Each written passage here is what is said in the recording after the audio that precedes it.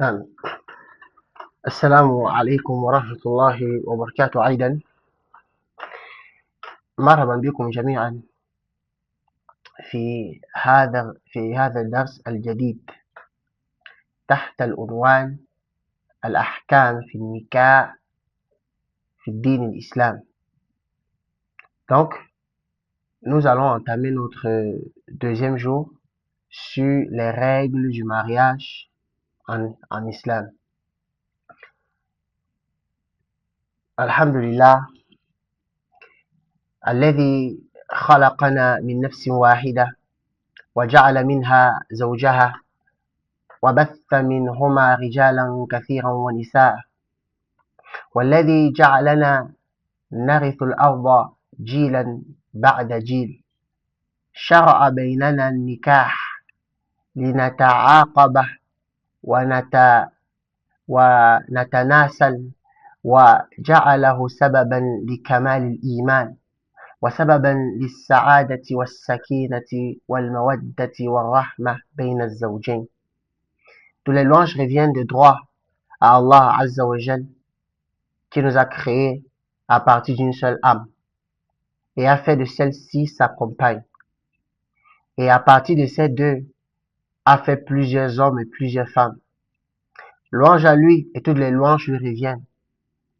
Celui qui nous a fait succéder sur la terre, génération après génération, et nous a légiféré le mariage afin que nous perpétuons notre race.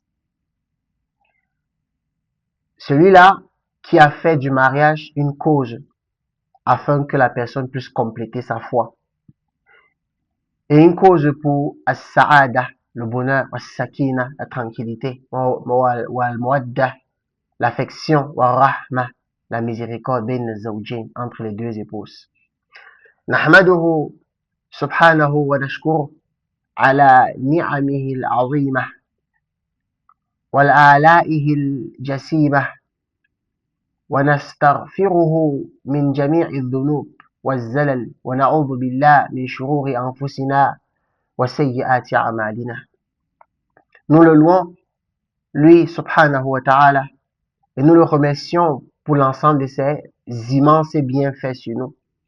Et nous demandons pardon pour l'ensemble de nos péchés et nos méfaits. Nous cherchons refuge auprès d'Allah Azza wa Jal contre le mal de nos âmes et les conséquences néfastes de nos actes. وأشهد أن لا إله إلا الله وحده لا شريك له شهادة نرجو بهذا النجاة يوم الأول والأزل، وأشهد أن سيدنا ونبينا محمدا عبده ورسوله صلى الله عليه وعلى آله وأصحابه والتابعين لهم بإحسان إلى يوم المحشر والمرسل. Donc j'atteste avec force et fermeté qu'il n'y a aucune divinité en droit d'être adorée sauf Allah Azza wa Jal. Et j'atteste que Muhammad sallallahu alayhi wa sallam est son serviteur, le dernier de ses messagers. Que la paix et le salut d'Allah soient sur lui ainsi que ses compagnons et tous ceux qui vont les suivre dans le bel agi jusqu'au jour de la rencontre et le jour de la grande annonce. Donc, si nous rappelons de notre programme précédemment annoncé, nous avons déjà fait 4 parties. Et actuellement, nous sommes sur la 5e partie qui est la recherche du conjoint idéal. Et ce sera essentiellement cette partie-là qui fera l'objet de ce deuxième jour de séminaire. Cette partie-ci est très importante, car généralement, si tu la rates, tu vas te trouver dans une situation désagréable dans le foyer. Il faut savoir que tout ce qu'on va dire ici, ce n'est pas pour éviter les épreuves dans le foyer. Hasha wa kalla wa alf kalla. Je tiens à préciser à ceux qui ne sont pas encore mariés, l'idéalisation du mariage tel qu'on voit dans les séries télévisées, ce n'est pas la réalité. On a précédemment montré qu'un nikah, c'est ibada, c'est l'acte d'adoration. Et tu ne peux pas donc te lancer dans l'adoration sans être éprouvé. Allah Azza wa Jal, par sa grande sagesse, a prescrit pour ses serviteurs l'épreuve. Allah Azza wa Jal dit Am hasibtum an tadkhulul jannata wa lamma ya'tikum mathalul ladina khalaw min qablikum. Est-ce que vous pensez que vous allez entrer au paradis sans que ne vous arrive la même chose qui était arrivée à ceux qui vous ont précédés? Allah Azza wa Jal dit Massathumul ba'sa. Il leur est arrivé beaucoup de maux. Hein? Al-ba'sa, les maladies. Wad-darra, hein? Les maux. Waz-zulzilu, les tremblements. Hatta yakula ar-rasul. Walladhina amanu ma'ah. Jusqu'à ce que le messager et ceux qui étaient avec lui, les sahaba, ils se sont écriés Mata Nasrullah. Quand est-ce que viendra le secours d'Allah? Ala inna nasrullah qarib. Allah leur répond, le secours d'Allah est proche. Intabir, prête donc attention, que ce mariage-là, c'est ibadah. Donc tout ce qu'on va dire ici, ce n'est pas pour empêcher les épreuves, car les épreuves arriveront. Mais c'est afin que tu aies un compagnon avec lequel vous allez traiter les épreuves avec Qala Allah, Qala Rasul. Qala Allah, Qala Rasul. C'est pour ça que nous faisons ça. Donc vous allez tout de suite nettoyer tout ce qui concerne les croyances erronées.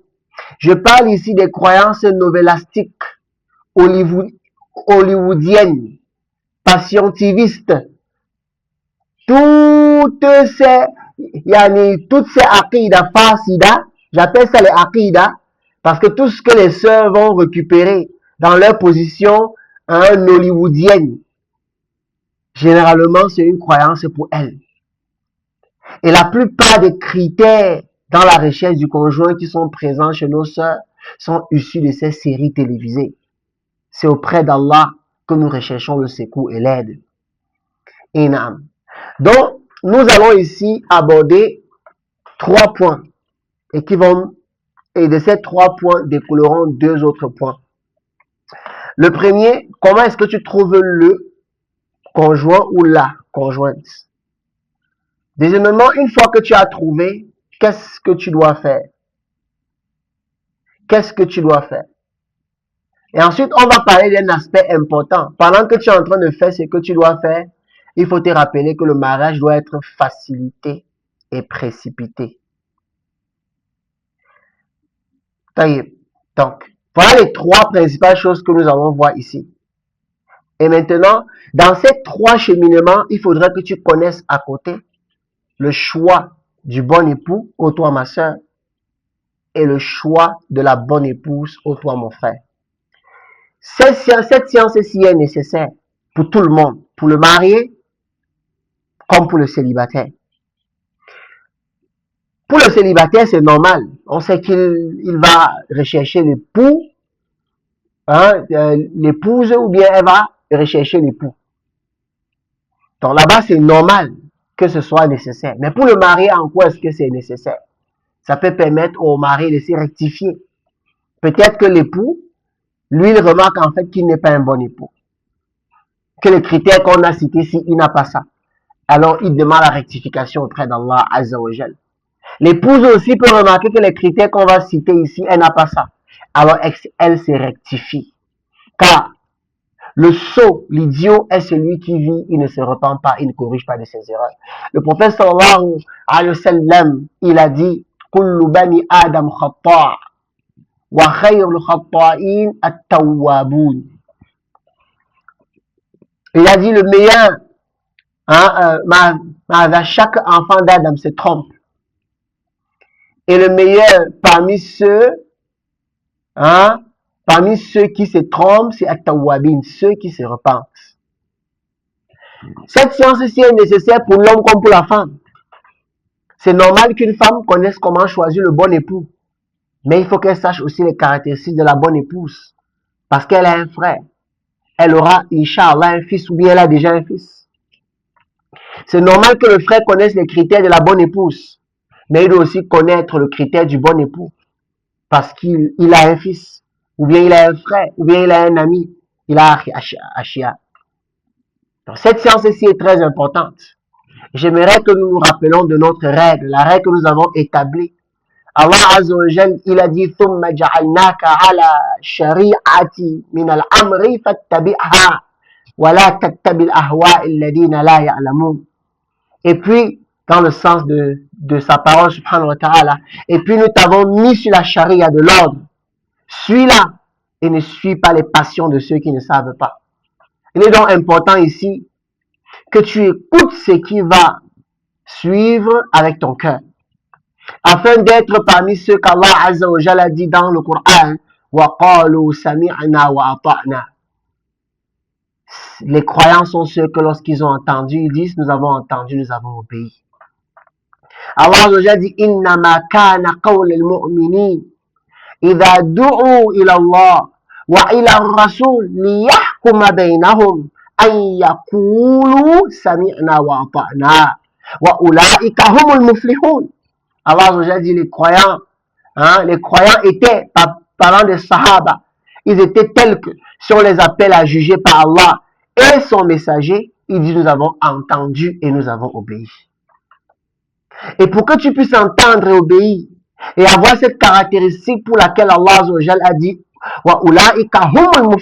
ceux-là sont ceux qui réussissent, il faudrait que la science ne soit pas seulement dans ton cerveau. Il ne faudrait pas que la science soit seulement sur ta langue, mais il faudrait qu'elle atteigne ton cœur.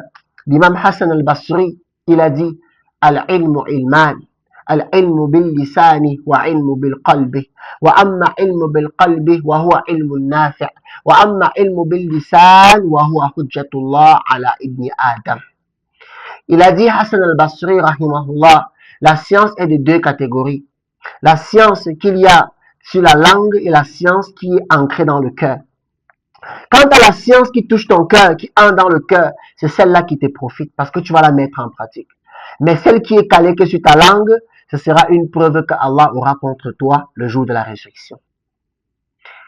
Alors, ce qu'on va faire aujourd'hui, c'est le nœud du problème. C'est la cause, ya ikhwan, de beaucoup de fornication. C'est la cause de beaucoup d'enfants en chaîne de transmission, comme on a mentionné la dernière fois. C'est la cause du prolongement des célibats chez les frères et chez plusieurs sœurs. Alors que si nous revenons à Allah et à son messager, la chose devient sahal, la chose devient facile. Allah Azza wa Jalla a dit وَمَا آتَاكُمُ الرَّسُولُ فَخُذُوهُ وَمَا نَهَاكُمْ عَنْهُ فَانْتَهُوا. C'est que le messager est venu avec, prenez ça. Et ce qui vous a interdit, abstenez-vous-en. Et Allah Azza wa Jalla nous a mis en garde contre le fait de se détourner des dispositions enseignées par le prophète alayhi salatu wassalam. Lorsque Allah Azza wa Jalla dit فَلْيَحْذَرِ الَّذِينَ يُخَالِفُونَ عَنْ أَمْرِي أَنْ تُصِيبَهُمْ فِتْنَةٌ أَوْ يُصِيبَهُمْ عَذَابٌ أَلِيمٌ. Que prennent garde, que se méfient ceux qui contredisent ses commandements, parlant du prophète alayhi salatu wassalam et des commandements de son Seigneur. Allah dit أَنْ تُصِيبَهُمْ فِتْنَةٌ, que ne leur atteigne la fitna sur la terre. C'est pour ça que le croyant, lorsqu'il est atteint par une épreuve, il recherche plutôt le mal qu'il a eu à faire. Il n'accuse personne. Il n'accuse pas quelqu'un par rapport à l'épreuve qui lui est arrivée, mais il scrute ses péchés et il demande pardon à Allah Azza wa Jal. La fitna va l'atteindre. Ou bien il sera touché par le feu de l'enfer. Allah Azza wa Jal dit aussi وَمَنْ أَعْرَضَ عَنْ ذِكْرِي فَإِنَّ لَهُ مَعِيشَةً ضَنْكًا وَنَحْشُرُهُ يَوْمَ الْقِيَامَةِ أَعْمَى. Allah Azza wa Jal il dit dans le sens, celui qui s'éloigne du rappel, Allah lui promet quelque chose. Wahdallah haqqa. La promesse d'Allah est vérité. Allah dit فَإِنَّ لَهُ مَعِيشَةً ضَنْكًا. Il va mener une vie difficile. C'est une promesse d'Allah. Sa vie sera difficile. Et naam. Donc revenons à Allah Azza wa Jal dans tous les sujets. Khasatan dans ce sujet-ci. Alors on va commencer sur la partie comment est-ce que tu trouves le ou la conjointe. Déjà tu dois savoir, tu dois noter ceci en stylo de couleur. Il te faut employer les moyens légiférés. Il te faut employer les moyens légiférés. Parmi les fondements des gens de la sunna, comme l'a mentionné le cheikh Mohammed ibn Saïd Raslan, hafidahullah, c'est que wa nu'minu yani ahla sunnah bima indallah la yunalu illa bi ta'ati. Nous croyons que ce qui se trouve auprès d'Allah, comme récompense, comme sawab, comme sakina, comme tuma'anina, comme tranquillité, comme paisibilité, on obtient ça rien qu'en obéissant à Allah Azza wa Jal. Car en islam, ce n'est pas la fin qui justifie les moyens, mais les moyens ont le même jugement que la fin. Emploie les moyens légiférés pour retrouver le ou la conjointe. Non, il faut comprendre que c'est vrai que dans la bonne coutume, c'est l'homme qui doit rechercher son épouse. Mais une femme peut, par son tuteur, manifester son besoin d'être mariée. Mais à la colérale, dans tous les cas, c'est l'homme qui viendra vers elle. La religion n'a pas légiféré que la femme s'en va vers l'homme. Parmi les moyens que nous connaissons, en fait, les moyens qui sont répandus dans mon endroit où je vis. Donc, je ne connais pas pour tout le monde ici. Ce que je connais dans le milieu où je vis et qui est la réalité des salafiyoun, des gens de la sunna, un peu de partout. Premièrement, il y a le fait de la rechercher, mon frère, de la rechercher, ou bien de le rechercher, ma soeur, dans les milieux de bien. Les milieux de bien, dans les mosquées où on prêche la bonne croyance. Dans les madaris, où on enseigne la religion. Dans les bons milieux, tu recherches dans les bons milieux. Ou bien, tu te renseignes sur une famille qui a une bonne éducation dans ta contrée. Énorme. Tu te renseignes sur une famille qui a une bonne éducation, qui éduque soit bien ses garçons, soit bien ses filles. Tu peux entendre que telle famille éduque bien ses garçons et tu dis à ton père que bon, va sillonner dans la famille là, si tu peux, si je peux me chouquer un dossier, comme on dit au Cameroun, tu peux me chouquer un dossier. Ou bien le frère, il enquête, il sait que dans telle famille, tous les frères qui ont épousé les filles de la famille là, ils sont fiers. Ils ne se dérangent pas. Il sait que non, ça c'est une famille qui éduque bien ses filles. Non. Ou bien, tu passes une annonce. Les moyens aujourd'hui, les WhatsApp par lesquels on passe les annonces sont devenus nombreuses. Et le conseil aux sœurs qui passent des annonces, c'est de le passer en anonyme. Et de toujours renvoyer l'affaire à son tuteur. Non. Ou bien encore, le fait de voir les gens de confiance. Tu vois l'imam, tu vois un frère, tu vois quelqu'un. Tu lui dis, bon, je veux me marier. Fais quelque chose. Fais quelque chose. J'ai un besoin de me marier. Voilà les moyens que nous connaissons. Les moyens qui sont bien. Les moyens qui sont corrects. Et ces moyens-là sont larges et diversifiés. Ça, c'est simplement ceux dont ils relèvent de ma science. Mais il y a une précision qu'il faudrait que j'apporte ici. La précision, là, en vaut la peine. Je viens de vous rappeler que tu dois la rechercher dans les moyens légiférés. Les moyens soumis, les moyens qui ne vont pas te jeter dans la débauche. Mais il faut savoir que celui qui met dans son cœur la volonté de demander une sœur en mariage, il peut trouver voies et moyens. J'ai écrit voilà, c'est pas correct, il faut mettre un E. À la coulihal, le son sort. Il peut trouver voies et moyens pour la regarder. Même s'il faut l'espionner pour cela. Même s'il faut qu'il l'espionne. Je dis celui, il faut craindre Allah Azza wa Jal. Celui qui a mis dans son cœur la volonté de se marier avec une sœur. Même s'il n'est pas encore allé voir le tuteur, il a besoin de savoir certaines choses. Peut-être la forme de son visage. Il peut trouver voies et moyens pour la regarder. Même s'il faut l'espionner. La preuve est dans ce hadith. D'après Mohammed ibn Maslama, radiyallahu anhu, il dit, ce compagnon, ce sahabi, Kala Lagré, il dit, j'ai demandé une femme en mariage et je l'ai espionnée jusqu'à ce que je la vois dans une palmeraie lui appartenant. Donc il a poursuivi jusqu'à ce qu'elle arrive au champ. Et c'était connu à l'époque des Sahaba que quand une femme arrivait au champ, quand c'était un champ en fait bien protégé, alors elle dévoilait certaines parties de son corps, comme son visage et ses bras. Donc il a espionné jusqu'à ce qu'il est arrivé à la palmeraie. Alors quelqu'un lui a dit à ce sahabi, regardez, la personne lui a dit, comme si c'était pas un moyen légiféré, la personne lui a dit, tu fais cela, toi Maslama, toi Ibn Maslama, alors que tu es un compagnon du prophète sallallahu alayhi wa sallam, dont la personne l'a reproché. Comment tu peux faire ça? Et il a dit, j'ai entendu le prophète sallallahu alayhi wa sallam dire, lorsque Allah met dans le cœur d'un homme de demander une femme en mariage, il n'y a pas de mal à ce qu'il la regarde. Je répète, lorsque Allah met dans le cœur d'un homme de demander une femme en mariage, il n'y a pas de mal à ce qu'il la regarde. On dit une femme que tu veux demander en mariage, pas que toutes les sœurs, tu commences à regarder. Tu as enquêté, voies et moyens, on t'a parlé d'une sœur. Hein, et tu veux voir.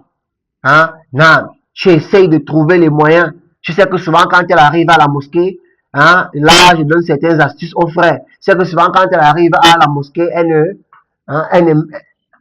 ne met plus son niqab. Hein, elle soulève le niqab avant de prier. Si la structure de la mosquée le permet, tu jettes 2 ou 3 coups d'œil. Rapide, bien fait, vite fait. Hein, et naam. Là, c'est permis. Barakallahu fikum.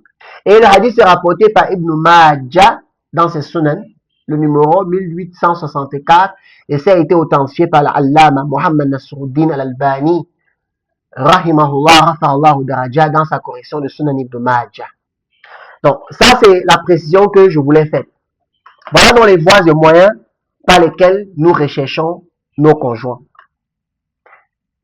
Ensuite, une fois que tu as trouvé par ces voies et moyens, on t'a parlé d'une sœur, hein, soit tu t'es renseigné sur une bonne famille, soit tu as passé une annonce et tu as eu une réponse, ou bien les gens de confiance t'ont éclairci sur la situation de quelqu'un. Alors, qu'est-ce que tu fais après ça? Qu'est-ce que tu dois faire après que tu as déjà trouvé? Dès que tu as déjà ta cible, en fait. Quand tu as déjà ta cible, qu'est-ce que tu dois faire? Ici, j'ai recensé 4 choses dont tu dois faire. Premièrement, ittaqillah wa tawakkal ala Allah. Crains Allah Azza wa Jal et place ta confiance en lui. La crainte d'Allah Azza wa Jal, c'est la barrière que tu mets entre toi et ce que Allah déteste. Et ce que Allah n'aime pas. Non, parce que durant ce cheminement, Shaitan est aux aguets. Et il va vouloir tout faire pour que tu prennes un moyen parmi les wasa'il ghayr al-shara'i. Les moyens qui ne sont pas ghayr al-shara'i, qui ne sont pas légiférés. Donc il sera important que tu craignes Allah Azza wa Jal. La crainte d'Allah, c'est la source de bien et de facilité. Allah Azza wa Jal dit, man yattaqillah yaj'alahu makhraja. Celui qui craint Allah Azza wa Jal, Allah lui ouvre les portes. Allah lui ouvre les portes. Le hadith que nous avons cité le premier jour. Hein? C'est-à-dire, c'est le verset qu'on a cité le premier jour à Fouane. Non. Lequel, lorsqu'on a mentionné le fait que celui qui craint la fornication, il craint Allah, il ne veut pas tomber dans la fornication, alors qu'il se marie, Allah va le soutenir. On a apporté ce verset. Et durant ce deuxième jour, vous allez beaucoup m'entendre réciter ce verset. Non, il faut méditer sur ce verset. Place ta confiance en Allah Azza wa Jal. Le fait que tu places ta confiance en Allah subhanahu wa ta'ala, c'est un bouclier qui va te permettre que tu emploies les moyens qui sont permis. Parce que tu sais que Allah subhanahu wa ta'ala, il n'a prescrit que ce qui est bien et il aime que ce qui est bien. Ensuite, tu dois consulter Allah Azza wa Jal. Tu dois consulter Allah subhanahu wa ta'ala. Il est important de consulter le Seigneur des mondes, Jalla wa ala, dans toutes les affaires, comme le faisait le prophète sallallahu alayhi wa sallam. Et surtout encore, dans notre cas, sur le mariage. Parce que le mariage, on ne se marie pas avec l'intention de divorcer. Celui qui se marie avec l'intention de divorcer, son mariage est batil, comme l'a expliqué le cheikh Mohamed Ibn Salih al-Utaymi. Quelqu'un qui se marie avec l'intention de divorcer la même femme là, c'est-à-dire il se marie, dit 1 mois je vais la divorcer, ça c'est batil, le mariage il est batil. le nikah là est bâti, c'est pas valable. Donc, ce qui fait la base, c'est d'avoir la ferme intention de demeurer et de vivre avec la personne jusqu'à ce que tu meurs, jusqu'à ce que tu la précèdes par la mort ou bien qu'elle te précède par la mort. C'est pour ça qu'il faut consulter Allah Azza wa Jal, afin qu'il t'oriente vers ce que tu peux supporter. Hein? Et tu peux aussi consulter les gens avant de consulter Allah Azza wa Jal. Il n'y a pas de mal. Et c'est même ce qui est meilleur. C'est ce qui est meilleur de consulter les gens. Le fait de pratiquer la consultation, hein, de fait, c'est qu'on va appeler plus tard salat al-istikhara. C'est recommandé de consulter, de demander l'avis des personnes pieuses, les personnes d'expérience, les personnes de confiance à propos de la chose que tu projettes faire. Ça, ce n'est pas une parole de moi. Ça, c'est dans le Majmou' al-Fatawa de l'imam al-Nawawi, le volume 4 à la page 264. Je répète pour ceux qui prennent les notes. L'imam al-Nawawi, il a dit que il est recommandé de consulter et de demander l'avis des personnes pieuses, les personnes d'expérience et de confiance à propos de la chose que l'on projette de faire. Et ça, c'est avant de consulter Allah Azza wa Jal. Ça, c'est le Majmou' de l'imam al-Nawawi, volume 4 à la page 264. Et le dalil même de ça, c'est dans le Coran. Le dalil de ça, c'est dans le Coran. Je vais donner, quelqu'un vérifie, et si je me trompe, qu'on me dise. Hein? Mais c'est en Sourate Ali Imran. C'est entre le verset 159 et 160. Allah subhanahu wa ta'ala dit, dans le sens de sa parole, il dit, en s'adressant au prophète sallallahu alayhi wa sallam, Allah azza wa jalla dit, et consulte-les à propos de l'affaire. Puis lorsque tu as l'intention d'agir, alors place ta confiance en Allah. Or, le fait de placer sa confiance en Allah, c'est quoi? C'est l'istikhara. Vous voyez que dans ce verset, Allah a précédé la istikhara par quoi? Par le fait de consulter les gens. Tu consultes, tu veux te marier, tu rencontres les gens de confiance, les gens en qui tu as confiance. Tu rencontres les gens qui ont l'expérience dans le mariage. Ils te conseillent. Ils te donnent des conseils pratiques. Tu appliques ces conseils. Hein? Si ce sont des conseils qui sont légiférés, tu les appliques. Je pense que c'est le verset 159. Non, c'est 159.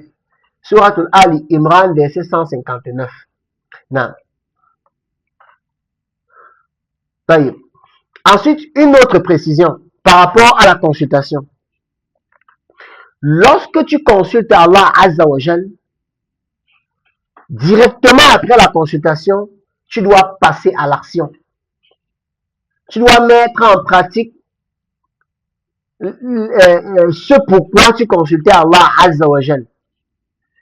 Vous allez trouver ceci dans le Fath al-Bari de l'imam Ibn Hajar al-Asqalani, le volume 11 à la page 187. Et un problème chez beaucoup de personnes. Des fausses conceptions qu'on a eues de la consultation. Inch'Allah, on va en parler. Il me plaît d'abord de vous mentionner un hadith. Le hadith de Al-Qamah, radiyallahu anhu. Rahimahullah. Al-Qamah, qui rapporte de Abdullah ibn Mas'ud, radiyallahu anhu, qui a dit, le prophète sallallahu alayhi wa sallam nous a enseigné l'istikhara. Et il a dit, et il a cité, hein, Ibn Mas'ud a cité toute la prière de l'istikhara qu'on verra après. Et à la fin, le messager, qu'est-ce qu'il a dit, sallallahu alayhi wa sallam? Il dit cela, puis il fait la chose. Qu'est-ce que le prophète dit? Tu dis la prière de consultation et après tu fais la chose. Mais combien de personnes font la prière, ils s'asseyent, ils disent j'attends un rêve, j'attends un signe, j'attends que mon nez gratte, j'attends que ma tête chauffe. Quelle est cette croyance baffe-là qu'on entend certains imams expliquer aux gens? Ah, il est dalil. La religion, c'est la preuve. Le messager a dit, et ça c'est rapporté par l'imam At-Tabari, dans le Mu'jam al-Kabir, et c'est la parole numéro 10012. 10012, c'est 100 avec 12. Hein? 10012. La parole 10012. L'imam At-Tabari. Et c'est une parole authentique du prophète sallallahu alayhi wa sallam. Dès que tu fais la prière, tu passes à l'action. Je prends un exemple, hormis le mariage. Tu veux par exemple faire le commerce. Tu fais ta prière de la consultation, tu peux déjà louer l'emplacement. Même si la consultation, le but c'est de dire que si la chose est mauvaise, qu'Allah t'épargne de ça. Dès que tu fais la prière de la consultation, tu t'en vas. Si Allah Azza wa Jal voit que ton argent là te sera un bien pour toi et que le commerce là sera un mal, il va faire que tu prends une maison, le jour de payer, le bail ne vient pas, etc. C'est parce que tu te décourages. Mais si Allah Azza wa Jal sait que l'argent là, même s'il laisse ça entre tes mains, tu peux faire le haram avec, et que l'activité là même ne sera pas bien pour toi, Allah Azza wa Jal peut faire que tu paies d'abord l'argent là en donnant l'argent au bailleur. Et après l'activité ne marche pas. C'est Allah qui connaît tout. Donc quand on fait la isra, on passe à l'action.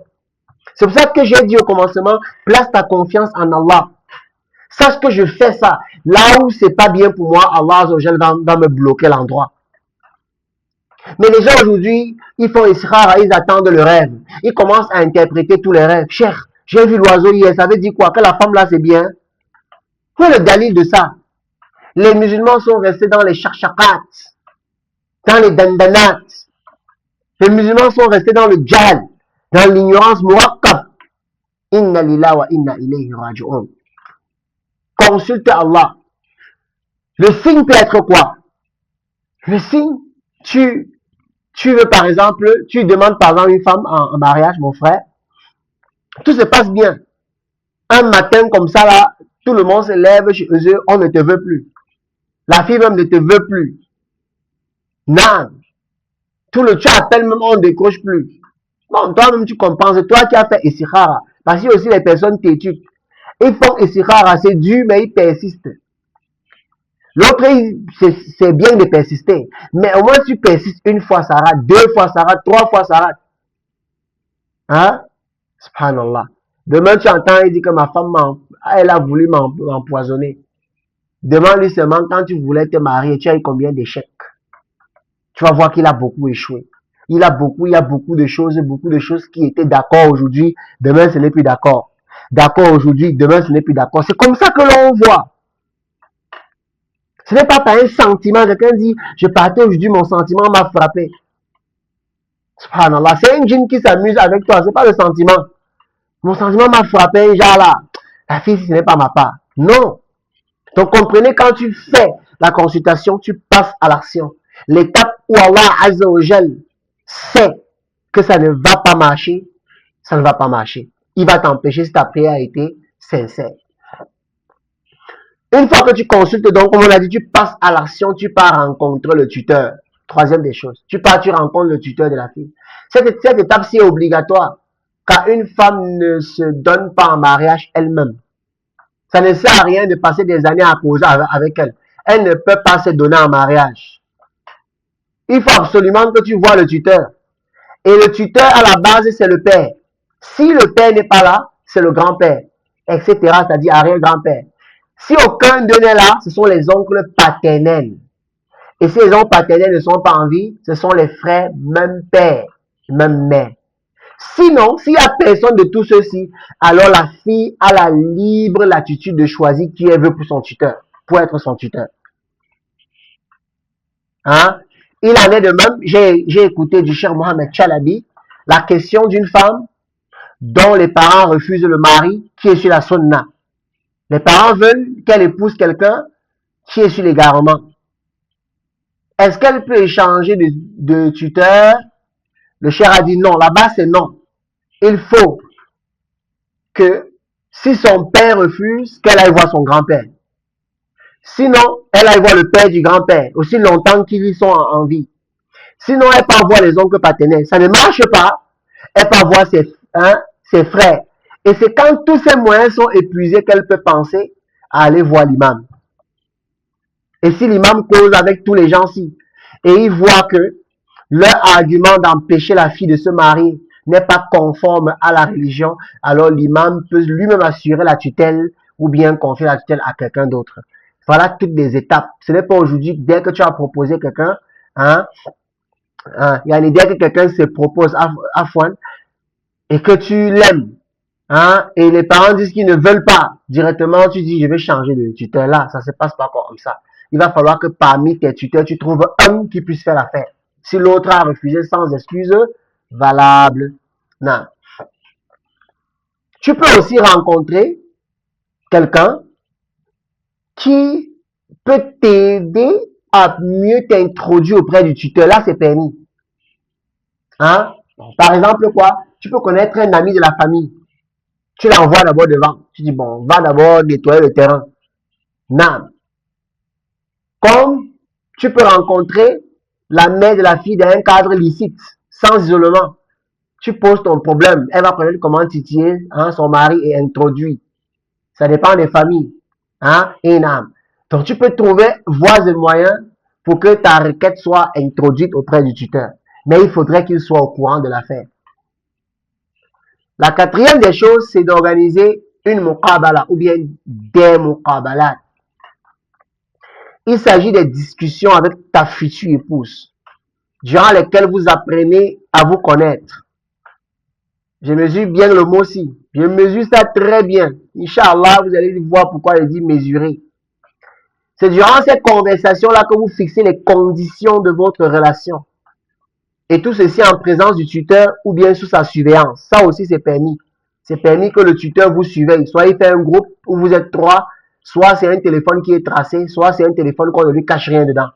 Tout ça, c'est permis. Mais il faudrait que le tuteur soit au courant de tout ce que vous vous dites. Et il n'est pas permis à une sœur de cacher sa causerie, hein, avec le fiancé si le tuteur a permis. Il n'est pas aussi permis au père de permettre à sa fille de causer avec lui sans toutefois qu'il ne soit au courant de ce qu'eux ils causent. Donc le fait de causer, d'effacer, mettre c'est quoi, les messages éphémères, là c'est pas correct. Donc on doit causer en présence du tuteur ou bien de quelqu'un que le tuteur a mis. Peut-être un autre garçon qui est pubère, hein, et qui a de la raison, ou bien on cause sur la surveillance du tuteur. Voilà donc les choses qu'il faut que tu fasses après que tu aies eu ta cible. Tu places ta confiance en Allah Azza wa Jal, tu le consultes, tu rencontres le tuteur et ensemble vous organisez des rencontres. Tu vas rencontrer la fille aussi longtemps que tu n'es pas fatigué, que tu n'es pas découragé et qu'elle n'a pas encore accepté. Hein? C'est-à-dire aussi longtemps jusqu'à ce qu'elle accepte. Non, parce qu'elle a aussi besoin de se sentir en sécurité. Elle a besoin de sentir que tu peux répondre à ses préoccupations. Elle a aussi besoin de te poser ses conditions progressivement ou bien de les poser via son tuteur afin que tu comprennes ce qu'elle veut dans son foyer. Je dis bien les bonnes conditions et je répète, pas les conditions hollywoodiennes, novellastiques, passiontivistes et nollywoodiennes.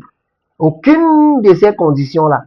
On parle des conditions salima, des bonnes conditions que l'on pose comme on le verra, Inch'Allah. Inam. Donc, on a parlé ici du fait de consulter Allah Azza wa Jal. Donc, il s'agit donc de quoi? Qu'est-ce que ça veut dire consulter Allah Azza wa Jal? Et c'est quoi son importance? L'istikhara, c'est comme ça qu'on appelle ça en arabe, istikhara. L'istikhara signifie le fait de demander que le bien nous soit facilité dans le fait de faire une chose ou dans le fait de délaisser quelque chose. Vous voyez cette définition dans le Mirqatul Mafatih de l'imam Ali Al-Qari, le volume 3, à la page 362. C'est le fait que tu demandes à Allah que s'il y a le bien là-bas, il te facilite. Et il te facilite le bien qu'il y a soit dans le fait de laisser ou bien de faire. Ça veut dire que si Allah voit que c'est le fait de faire qui est bien, qui te facilite de faire. Et si Allah Azza wa Jal sait que c'est le fait de délaisser qui est bien, alors qu'il te fasse délaisser. C'est ça la définition de l'istikhara. Le prophète sallallahu alayhi wa sallam, il accordait une importance toute particulière à l'apprentissage de l'istikhara par ses compagnons. Et d'après Jabir ibn Abdullah, radiallahu anhu, wa an abi, le prophète sallallahu alayhi wa sallam leur enseignait. Jabir dit, le prophète sallallahu alayhi wa sallam nous apprenait à faire l'istikhara dans chaque chose, comme il nous apprenait une sourate du Coran. Allahu Akbar. Combien de musulmans n'ont pas cette chose-là en tête, cette prière-là en tête? Même si tu n'as pas en tête, pourquoi tu ne l'as pas écrite quelque part où tu peux lire? Là, c'est pas interdit aussi. C'est rapporté par l'imam al-Bukhari dans son Sahih le Hadith 1162, comme vous avez à l'écran. Et l'imam Mohammed ibn Salih al-Uthaymin, il a dit par rapport à ce hadith que cela nous montre l'importance de l'istikhara. Permettez. Bismillah.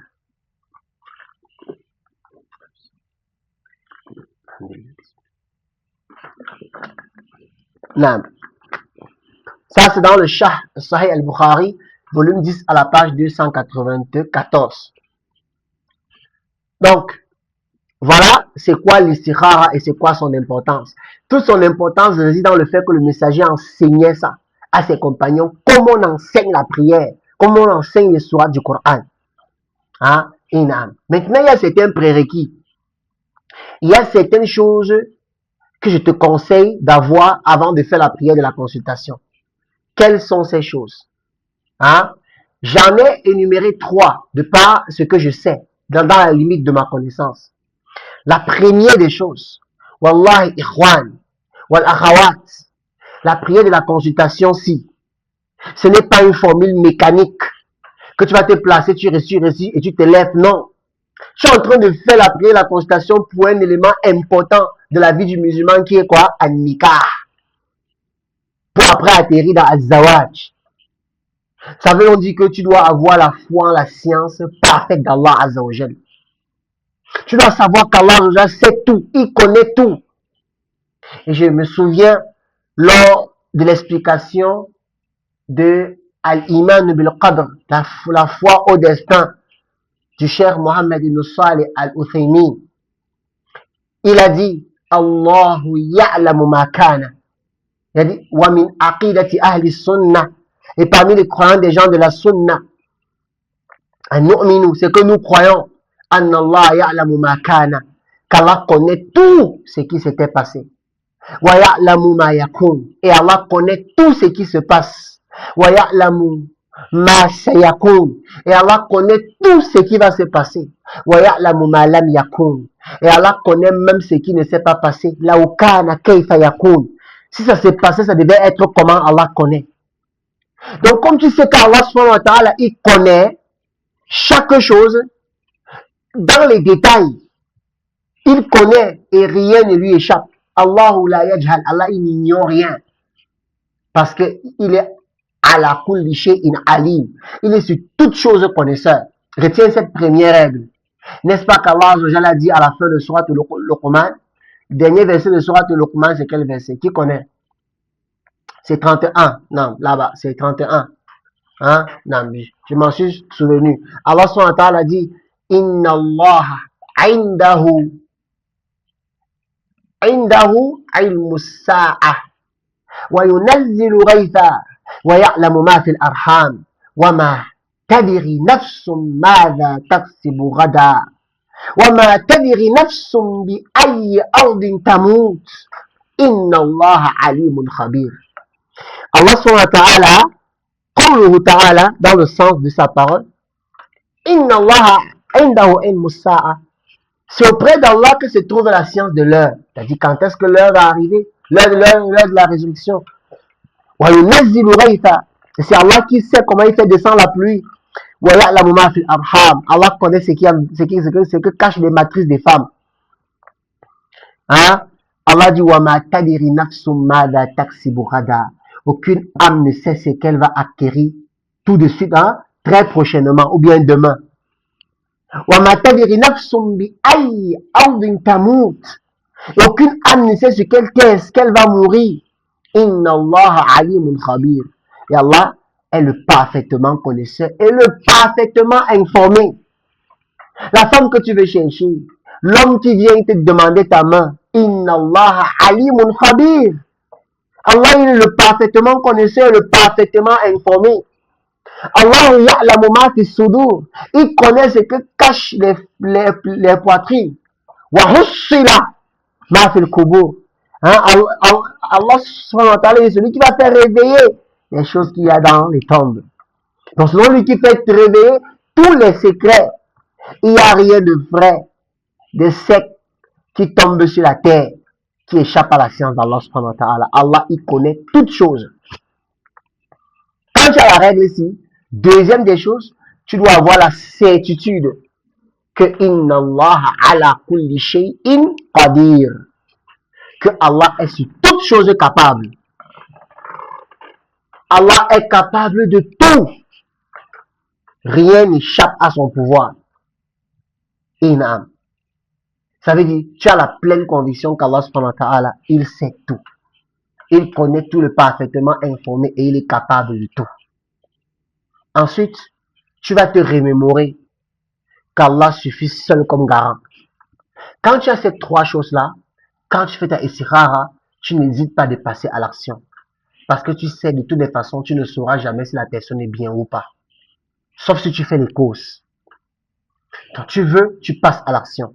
Tu sais qu'Allah, Azza wa Jal, il connaît mieux la personne là. Tu sais qu'il est capable de tout, donc il est capable à tout moment de faire que rien ne marche plus pour te préserver d'un mal. Ou bien de faire que tout marche pour te faire avoir un bien en cette épouse-là. Cette certitude te fait que on t'informe même que dans telle famille, on ne s'aventure pas si on n'a même pas 30 000 euros. Toi, tu n'atteins même pas 500 euros, tu t'aventures. Tu sais que je crains Allah, je veux fuir la fornication. Je veux que la sœur là vienne chez moi. Tu sais qu'Allah est capable de toutes choses. Tu places ta confiance, tawakkaltu ala Allah. Tawakkal ala Allah. Hein? Place ta confiance en Allah. Wa tawakkal ala al-hayy alladhi la yamut. Place ta confiance au vivant, celui qui ne meurt pas.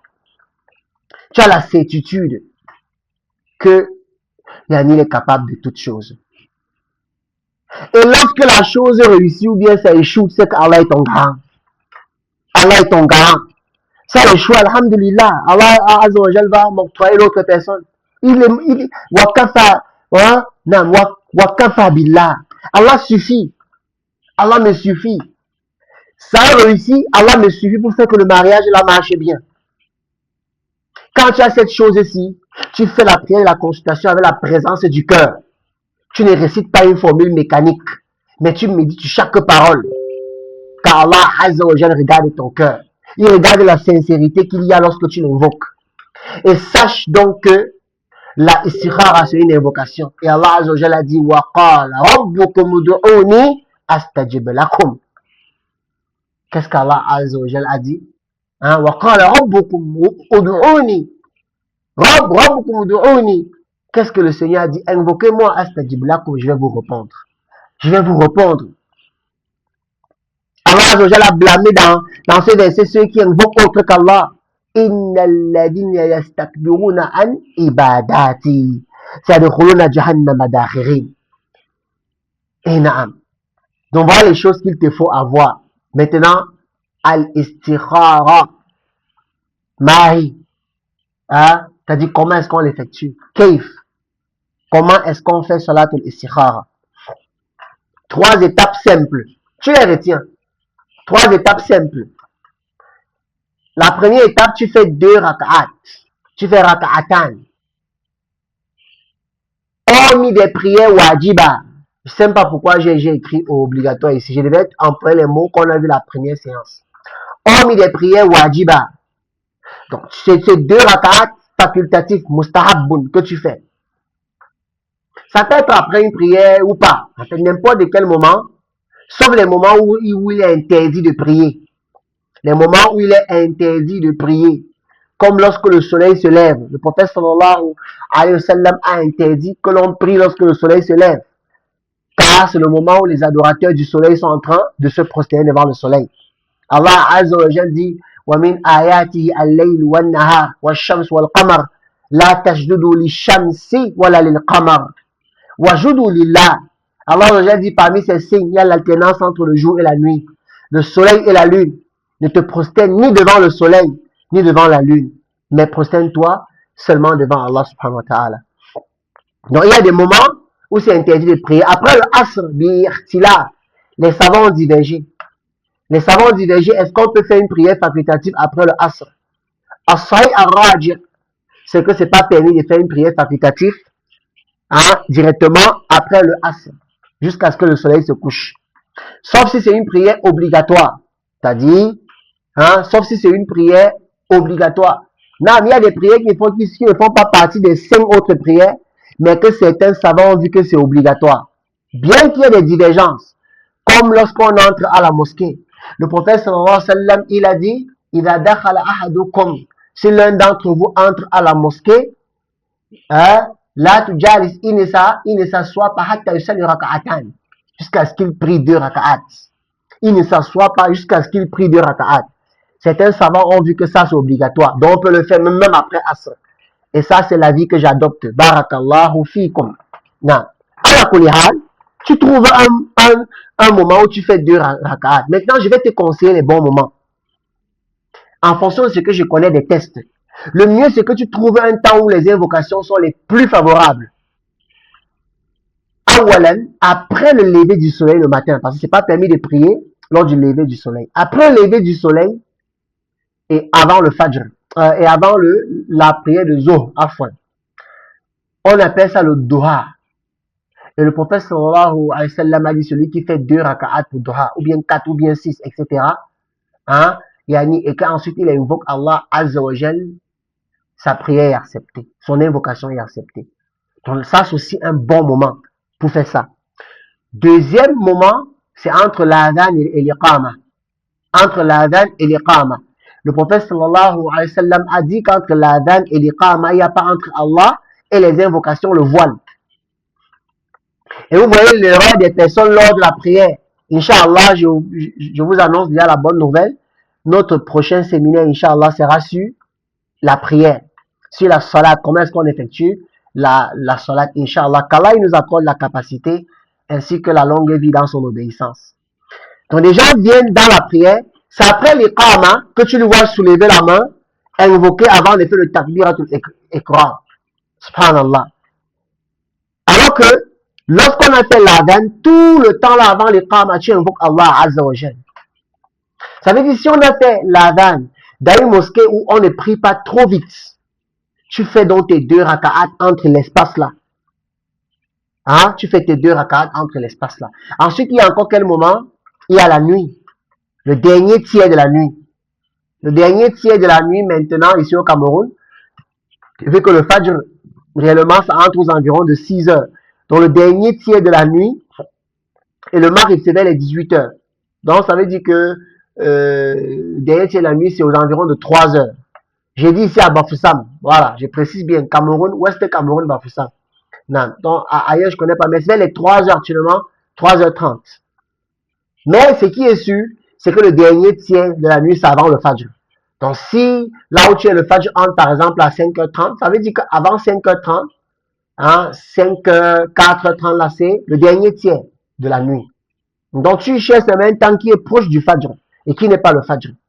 Tu pries et tu invoques Allah Azza wa Jal. C'est le moment où Allah subhanahu wa ta'ala dit qu'il m'invoque, je lui réponds. Et mais aussi pendant qu'il pleut. C'est un bon moment pour faire les invocations. C'est un bon moment. Donc tu fais ta prière. Tu fais ta prière durant ce moment-là. Et il y a aussi après avoir fait une bonne action, comme après avoir embrassé le fond de sa maman, ou bien laver les pieds de sa mère, ou bien faire la sadaqa à un besogneux. Après ces actions-là, c'est recommandé d'invoquer Allah subhanahu wa ta'ala. Donc, tu fais tes 2 raka'at. Deuxième des choses, tu lèves ta main si tu veux. Après le taslim. Donc, tu fais tes 2 raka'at, tu fais assalamu alaikum wa rahmatullah, assalamu alaikum wa rahmatullah. On ne fait pas israr durant la prière là, non. Tu fais ta prière normalement. La prière où tu vas réciter uniquement surat al-Fatiha dans chaque raka'at. Tu lèves ta main donc après cela et tu invoques Allah et tu fais l'invocation. Le fait de lever la main ici est mustahab. J'ai déjà expliqué c'est quoi le mustahab. je ne reviens plus dessus. C'est que je vais diminuer le goût de la science. Le fait de trop traduire, ça diminue le goût de la science. Le fait de lever la main est mustahabun. Enam. Celui qui n'a pas compris, qu'Allah lui facilite de comprendre. La troisième des choses, c'est que quand tu as fini l'invocation, tu baisses ta main à la fin et tu ne te suis pas avec. Donc quand tu finis, tu baisses ta main tout simplement. Ne fais aucun spectacle. Ne suis pas ta face, ne suis pas ta tête, non. Baisse ta main. Le fait de suer après l'invocation est valable que pour les situations où le messager sallallahu alayhi wa sallam a fait cela. Je tiens à mentionner une faïda. C'est pas obligatoire que lorsque tu écris le nom du prophète sallallahu alayhi wa sallam, tu mets sallallahu alayhi wa sallam. Mais c'est obligatoire que lorsque tu prononces, tu le dis. Ça veut dire que tu peux être en train d'écrire le message à quelqu'un, tu mets juste son nom. Mais toi, en écrivant, tu prononces. Et lui, en lisant, il prononce. C'est tout. Non, c'est pas une obligation que tu écrives ça à chaque fois. Mais c'est une obligation que quand tu es en train d'écrire, tu prononces. Et lui, quand il sera en train de lire, quand il arrive là-bas, il prononce. Le prophète sallallahu alayhi wa sallam a dit, le chicha est celui, l'ava est celui que lorsqu'on prononce mon nom, il ne prie pas sur moi. Donc même pendant que je suis en train de faire cours, quand je dis Mohammed, tu dis sallallahu alayhi wa sallam. Et prends garde de couper la prière là. D'autres disent Sao. Ah, ils font ça Sao. Au lieu d'écrire Sao, là, n'écris pas. Ah, il met S-A et W. L'autre, c'est plus, c'est quoi là? P-S-L. Non, c'est quoi? P-S-S-L. Un truc comme ça. Là, mieux tu n'écris pas. Hein? Et non. D'autres, ils disent, hein? Non, salala, salala, salam. Salala, salam, subhanallah. C'est sallallah. Sal, hein, c'est sallallah. Sallallahu alayhi wa sallam. Sallallahu alayhi wa sallam. Et non, à la kulihal, le fait de se suer après les invocations, on ne le fait pas tout le temps, comme les gens font. Chaque fois, ils se suent. Non. Tu dois seulement te suer là où le messager sait te suer avec. Comme lorsque tu veux dormir. L'invocation qu'on fait lorsqu'on veut dormir, le fait de crachoter dans la main et de réciter Ikhlas, Falak et Nas, après tu te suis avec, ça a été rapporté que tu te suis. Mais dans les autres cas, ça a été rapporté où? La religion, ce sont les preuves. Iyaka an tatakallama fi mas'alati laysa laka fiha imam. Comme l'a dit l'imam Ahmad ibn Hanbal. Prends garde de parler sur un sujet dans lequel tu n'as pas été précédé par un imam. Et le cher Raslan, il a dit dans une de ses paroles, Inistata'at. ألا تحك جلدك بظفرك إلا بأثر وسنة فافعل إياك أن تتكلم في مسألة ليس لك فيها إمام. Si tu es le genre de musulman que tu touches ta joue seulement quand tu as la preuve, fais-le. Tout ce que tu fais dans la région, tu demandes la preuve, fais-le. Inam. Donc, quand tu as fini ça, tu baisses simplement ta main et tu vas à tes occupations. Maintenant, parlons de la prière de la consultation. Hein? Quelle est sa formule? Depuis, on parlait de quelle est sa formule. C'est en arabe. Peut-être après, je ferai un audio et je vais envoyer une transcription pour les gens qui ne savent pas lire l'arabe. Mais faites attention. Ne vous concentrez pas sur la transcription. Retenez la façon dont j'ai lu. Ou bien dont je vais lire, Inch'Allah. Je vais faire un voice après ceci dans le groupe. Je vais essayer de faire ça doucement, doucement. Pour que tu puisses le mettre de façon répétée jusqu'à ce que tu connaisses. Et je vais mettre on appelle ça comme la transcription, la phonétique. Mais dans la phonétique, on peut avoir quelques divergences de prononciation. Donc prononce comme moi. Et pourquoi tu ne lis pas l'arabe? Pourquoi tu n'apprends pas l'arabe? C'est la langue de ta religion. Allah Azza wa Jalla n'a-t-il pas dit Inna anzalna al-Qur'an al-Arabiyya la'allakum ta'aqilun?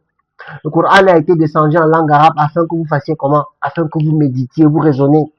Apprends la langue arabe. Donc, voici la prière de la consultation. Je vais la lire une fois et ensuite je vais essayer de la traduire. Je vais apporter un essai de traduction.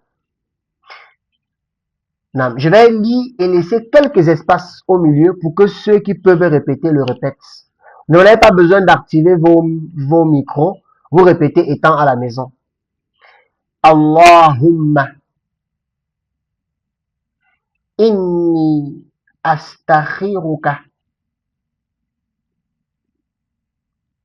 بعلمك اللهم إني أستخيرك بعلمك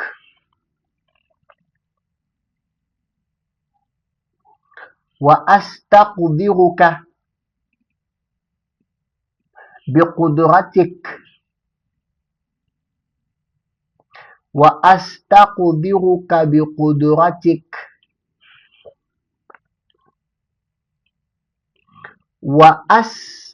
وأسألك من فضلك العظيم وأسألك من فضلك العظيم وأسألك من فضلك العظيم فإنك تقدر ولا أقدر فإنك تقدر ولا أقدر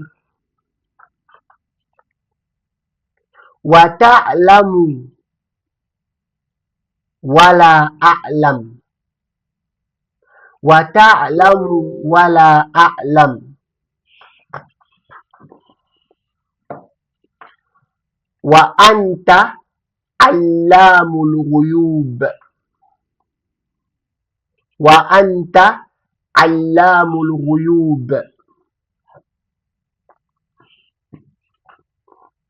اللهم إن كنت تعلم أن هذا الأمر اللهم إن كنت تعلم أن هذا الأمر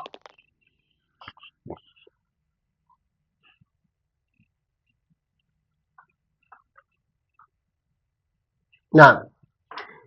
Ensuite, ce qu'il y a dans la parenthèse là, je vais vous traduire en fait ça.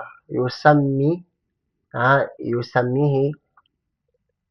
Donc, en fait, c'est que tu mentionnes hein, ton intention du mariage ici. Bon, en fait, ça, c'est pas dans l'invocation. Non, Yosami Hajata. Donc, ça veut seulement dire que tu mentionnes ton besoin ici. Non. Ensuite, Khayrun li fi dini wa ma'ashi وعاقبة أمري خير لي في ديني ومعاشي وعاقبة أمري فاقدره لي ويسره لي ثم بارك لي فيه فاقدره لي ويسره لي ثم بارك لي فيه وإن كنت تعلم أن هذا الأمر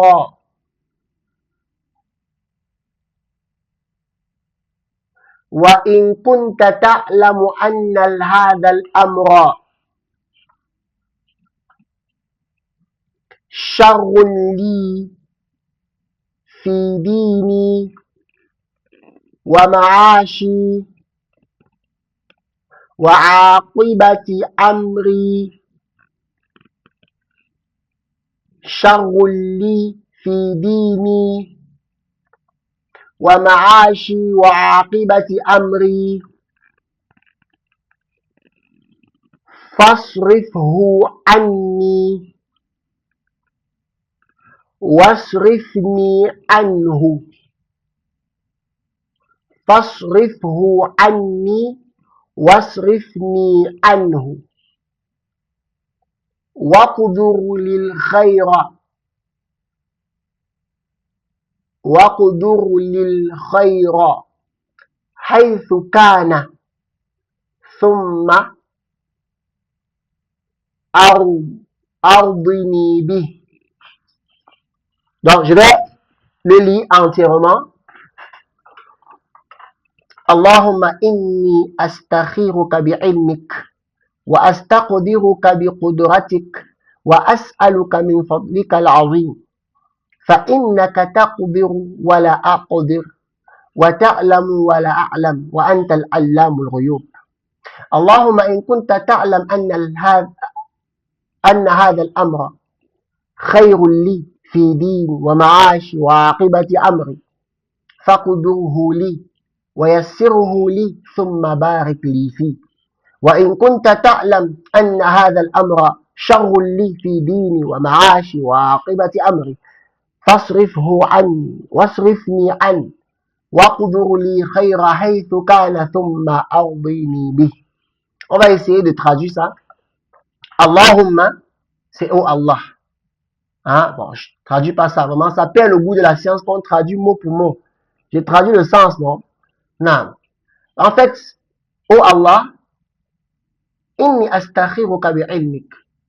Donc, c'est ce qu'on a dit là. Alors, je me soumets à ta science. C'est-à-dire, je reconnais ta science parfaite. Wa astaqdiruka biqudratik. Hein?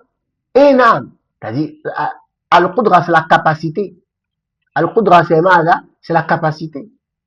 Non. Donc, j'ai pleinement confiance en ton jugement. J'ai pleinement confiance en ce dont tu es capable. C'est donc pour cela que je te demande. Hein? Donc c'est pour ça que je te demande. Donc pas tes immenses bienfaits. Je te demande. Pas tes immenses bienfaits. Parce que tu es capable, moi je ne suis pas capable. Vous voyez pourquoi j'ai dit qu'il fallait les trois choses là. Ya Allah, tu es capable, moi je ne suis pas capable. Wa ta'lam wa la alam. Tu connais, moi je ne connais pas. La personne qui est venue demander ma main là, tu le connais. La fille que je peux demander la main là, tu la connais. Moi je ne connais pas. Wa anta al-allamul ghuyub. Et tu es celui qui connaît l'invisible. Est-ce que nous on connaît? Non. Tu remets la fin entre les mains d'Allah. Wa anta al-allamul ghuyub. Maintenant tu lui dis Allahumma in kunta ta'lam. Hein? Allahumma, si tu connais, in kunta ta'lam. Hein? Ici, le si, ce n'est pas que Allah peut ne pas connaître, non. Hein? Donc, c'est que si cette chose-ci, c'est pour ça qu'en français, quand on traduit mot pour mot, ça peut donner des erreurs dans la aqidah. Mais en fait, ça veut dire quoi? Si cette affaire, alors, ça veut dire je sais.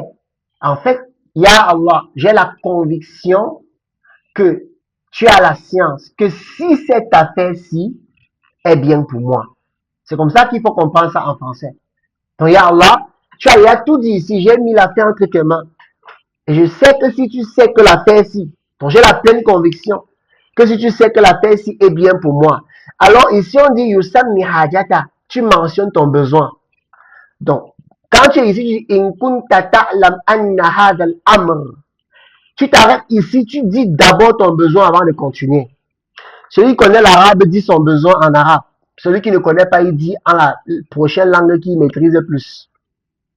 Ça veut dire, quelqu'un qui parle arabe ici, une soeur par exemple du nom de Fatima, un frère du nom de Omar est venu demander sa main. Elle va dire Allahumma in kunta ta'lam anna hadha al-amr yani an-nikah ma'al akh Omar khayrun li. Hein? Dit, oh Allah, je sais de toi que si tu sais que si le mariage, hein, yani avec le frère Omar, hein, non. Donc si le mariage avec le frère Omar, khayrul li est bien pour moi, fi dini dans ma religion, wa ma'ashi dans ma vie, wa aqibati amri dans l'accomplissement de mes affaires. Hein, et non. Donc c'est ici que tu mentionnes. On dit, ya Allah. Donc, je vais traduire un peu comme on traduit en français, mais voilà que la croyance que tu dois avoir, c'est ce que j'ai été dit. Ya Allah, si tu sais, s'il y a auprès de toi, hein, Nam, c'est-à-dire si tu as prévu pour moi, que j'aurai un bien dans cette affaire. C'est-à-dire, l'affaire, si tu as prévu pour moi que dans cette affaire, si c'est le commerce, tu précises ici. Hein? Tu peux dire en français, tu peux dire en ton dialecte. Tu précises. Ya Allah, si tu m'as prescrit dans cette affaire-ci un bien pour ma religion, pour ma vie, pour mes affaires, fakoduruhuli. Destine-moi ça. Destine-moi la fille là, destine-moi le garçon là. Wayasiruhuli et facilite-le moi. Ou facilite-la moi. Thumma barik li fi. Et puis mets la baraka dedans pour moi. Mets la baraka dedans. Wa in... Non. Le micro passe toujours, non? J'ai eu l'impression que ça s'est arrêté. Il y a quelques perturbations. Il y a quelques perturbations au niveau du réseau. Wa musta'an. Non. Ala kulihal. Donc, on a dit qu'il convient donc à la personne d'apprendre ça. Hein? Maintenant, allons-y. En fait, on continue avec toujours la recherche du conjoint idéal. Hein? Je pense qu'il nous reste encore. Il reste encore une quinzaine de minutes. Non. Donc, nous avançons avec le prochain point. Chers parents, c'est les parents ici, il y a les parents ici. Quand le conjoint, enfin le fiancé de votre fille est en train de suivre toutes ces étapes qu'on a dit, parce que les fiançailles en islam, ce n'est pas comme chez les koufars. Les fiançailles, c'est le moment où on est en train d'attendre la réponse de la fille et la programmation du mariage. On dit que les deux sont fiancés. Quelqu'un ne rencontre pas une fille en route, il dit que c'est sa fiancée là. Maintenant, il est très important de savoir que le mariage a pour vocation à être facilité et précipité. Moi, j'ai écrit récipité, c'était l'erreur, mais c'est précipité. On doit faciliter le mariage et le précipiter. Il suffit ici de mentionner un seul hadith. Le cheikh Mohamed Saleh, le cheikh Mohamed Nasruddin al-Albani, il a dit celui qui cherche la vérité, une seule preuve lui suffit. Alors, d'après Uqba ibn Amir, radiallahu anhu, le prophète sallallahu alayhi wa sallam a dit, le meilleur mariage est celui qui est le plus facile. Rapporté par Abu Daoud, authentifié par le cheikh al-Albani dans le Sahih al-Jami'. Allah Akbar. Regardez comment une parole simple mais difficile à appliquer. C'est quelle sœur qui désire un mariage facile ici? Non. Il faut qu'il y ait les fanfares, les ronronfares, les gyrophares et tout ce qui finit par phare. Et il faut qu'il y ait ceci, il faut qu'il y ait cela. Il faut qu'il y ait 4 valises de paille, 26 valises de djilbab. Il faut qu'il y ait 4 valises de niqab. Il va t'habiller, Inch'Allah. Peut-être qu'il n'a pas pour le mariage. Mais le fait qu'il t'épouse, Allah va lui donner une subsistance pour qu'il prenne soin de toi. Place ta confiance en Allah. من يتق الله يجعل له مخرجا ويرزقه من حيث لا يحتسب. Tu crois à Allah, tu te maries, même s'il est pauvre. Allah va t'ouvrir les voies. N'essaie de compliquer les mariages aux jeunes. Ne faites plus que les mariages soient uniquement pour les jeunes qui sont riches. Le pauvre, c'est pas que la fornication est permise, mais c'est une cause première de la fornication. Les gens se lancent dans la fornication parce qu'on leur a compliqué le mariage. Je connais des villages ici, des tribus, ici au Cameroun. Quand tu arrives, tu n'as même pas encore vu le dossier. Hein? Vous m'excusez, c'est comme ça que l'on appelle ça ici. Tu n'as même pas encore vu le dossier, bien même. Tu arrives, on dit que dépose d'abord 500 000. Dépose d'abord 500 000. 500 000 là, c'est combien d'euros? Hein? C'est 1000 euros. Dépose d'abord 1000 euros ici. Tu déposes. Tu n'as pas encore vu le dossier. On dit que pas, on va réfléchir. On réfléchit en fonction de l'argent que tu donnes. Si tu donnes les 500 000 là, quelqu'un d'autre vient donner 1 million, c'est lui qu'on privilégie. Si on demande les 500 000, tu viens dire que ouais, je n'ai que 50 000. Je n'ai que 100 euros. On va prendre par derrière ce qu'on va dire de toi. Subhanallah. Vaut mieux tu n'écoutes pas ça. Parfois même les parents veulent faciliter. c'est la fille qui sort là-bas. Non, non, non, non, je ne me vends pas moins cher. Donc le mariage, c'est la vente. Le mariage, c'est le commerce. Je ne me vends pas moins cher. Subhanallah. Tu es qui, ma soeur? Tu es quoi? Tu es quoi que la terre n'a jamais connu? Tu es quelque chose qui vit aujourd'hui, qui va mourir demain. Et les gens meilleurs que toi ont foulé la terre. Tu as le niveau de Aïcha, radiallahu anha, al-muhaddithatul faqira, dahikatul mutahhara. Elle, c'était quoi sa dot? C'est quelle seule qui connaît avec quoi on avait doté notre mère Aïcha, radiallahu anha. C'était quoi sa dot? Les meilleures des femmes que la terre ait foulées. Avec quoi est-ce qu'on les a dotées? Il y a les sahabiyat qu'on a doté avec une bague en fer. Il y a les sahabiyat qui ont demandé le tafsir, hein, qui ont épousé quelqu'un parce qu'ils connaissaient le Coran. Mais aujourd'hui, tu vois les sœurs qui sont chiffres. Zéro. Le père même est conscient qu'il n'a rien donné à sa fille comme éducation islamique. Donc elle est zérotiquement islamisée. Zéro dedans. Zérotiquement dans la croyance. Zéro dans tout. Mais c'est elle qu'on dit qu'on ne la vend pas moins cher. Que quand elle va arriver chez toi, elle va enseigner quoi aux enfants. Même la Fatiha, ça ne sort pas bien. Mais c'est ça d'autres qu'on veut te compliquer. Hein? Parfois même, on peut dire, bon, un père, il peut dire, ma fille a hafiz le Coran. Elle a mémorisé Kitab al-Tawhid, Qaïd al-Arba, Usul al-Sitta, Usul al-Sunnah, Aqilat al-Wasatiyya, Al-Tadmouriyya, Al-Hamawiyya. Vraiment, mon frère, j'ai fait tout le travail pour toi. Fais quelque chose. Là, au moins, tu vois le dossier qu'on te donne. Mais on donne aujourd'hui aux frères le travail. On te donne quelqu'un que c'est toi qui va encore lui apprendre sur le Fatiha. Mais tu souffres comme si c'est la fille de Cheikh Salah Al-Fawzan que tu es en train d'épouser. À la Kolihal. C'était pour vous dire, même les meilleures des femmes, on leur a doté. Je dis que les meilleures des femmes, je le répète encore, leur dot n'atteignait même pas l'équivalent d'un billet de 10 euros à l'époque-ci. Ça n'atteignait pas, mais elles étaient les meilleures, les femmes du paradis. La dot n'est pas le commerce. La dot, ce n'est pas le commerce. Hein? Moi, je connais des sœurs, la dot était 175. Alhamdulillah, 175. Elle demandait 175. 175 là, 175 francs. Hein? Quand il était 175, on pense euros. 175 francs. Alhamdulillah. Elle a facilité l'affaire. Le meilleur, c'est celui dont, le meilleur mariage, celui dont on l'a facilité. Même dans le mangement, tu n'es pas obligé d'inviter que tout le pays. Tu es obligé d'inviter tout le pays à ton mariage. Ce n'est pas tout le pays qui doit manger. Là, les gens aujourd'hui sont concentrés sur le venez voir et aller dire.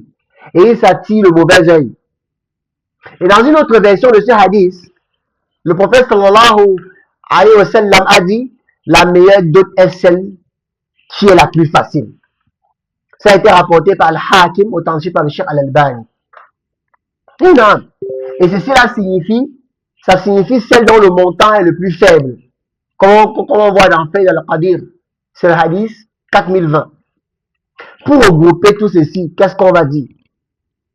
Faites les mariages simples. Faites les mariages faciles.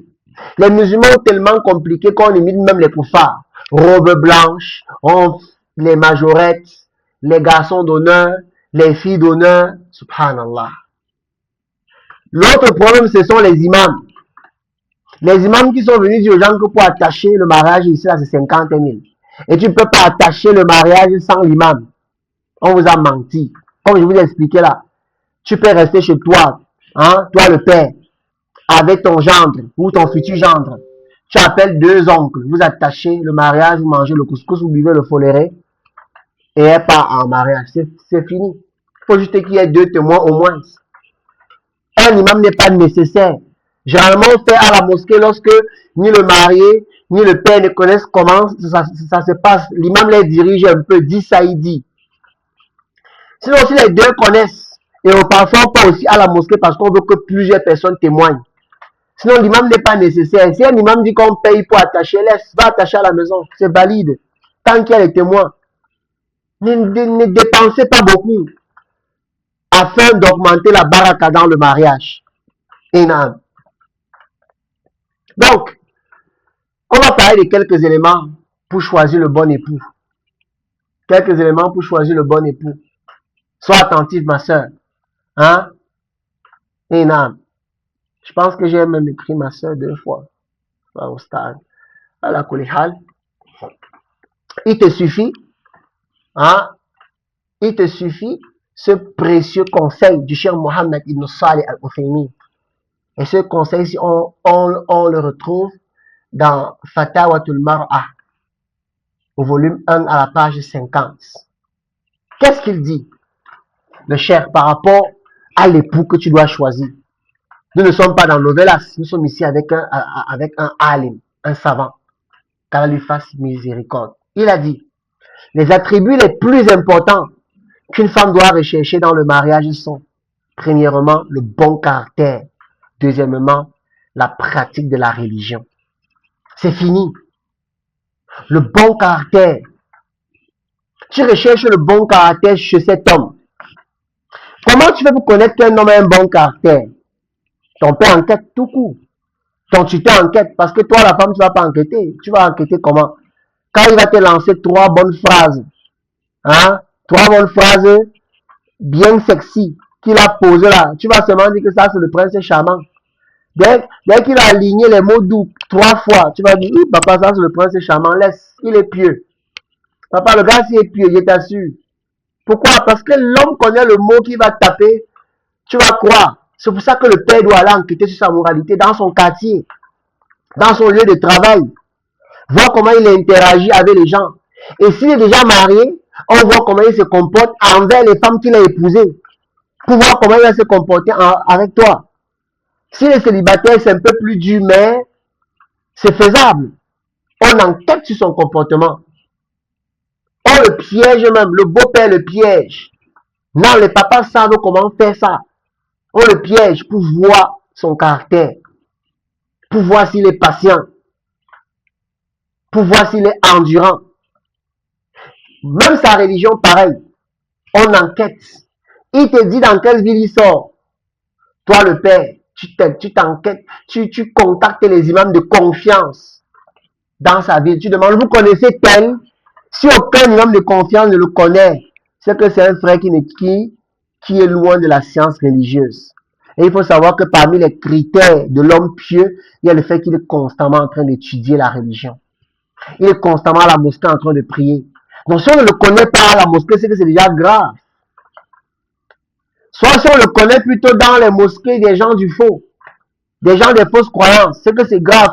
On le connaît chez les Shia, on le connaît chez les Koranioun, c'est que c'est grave.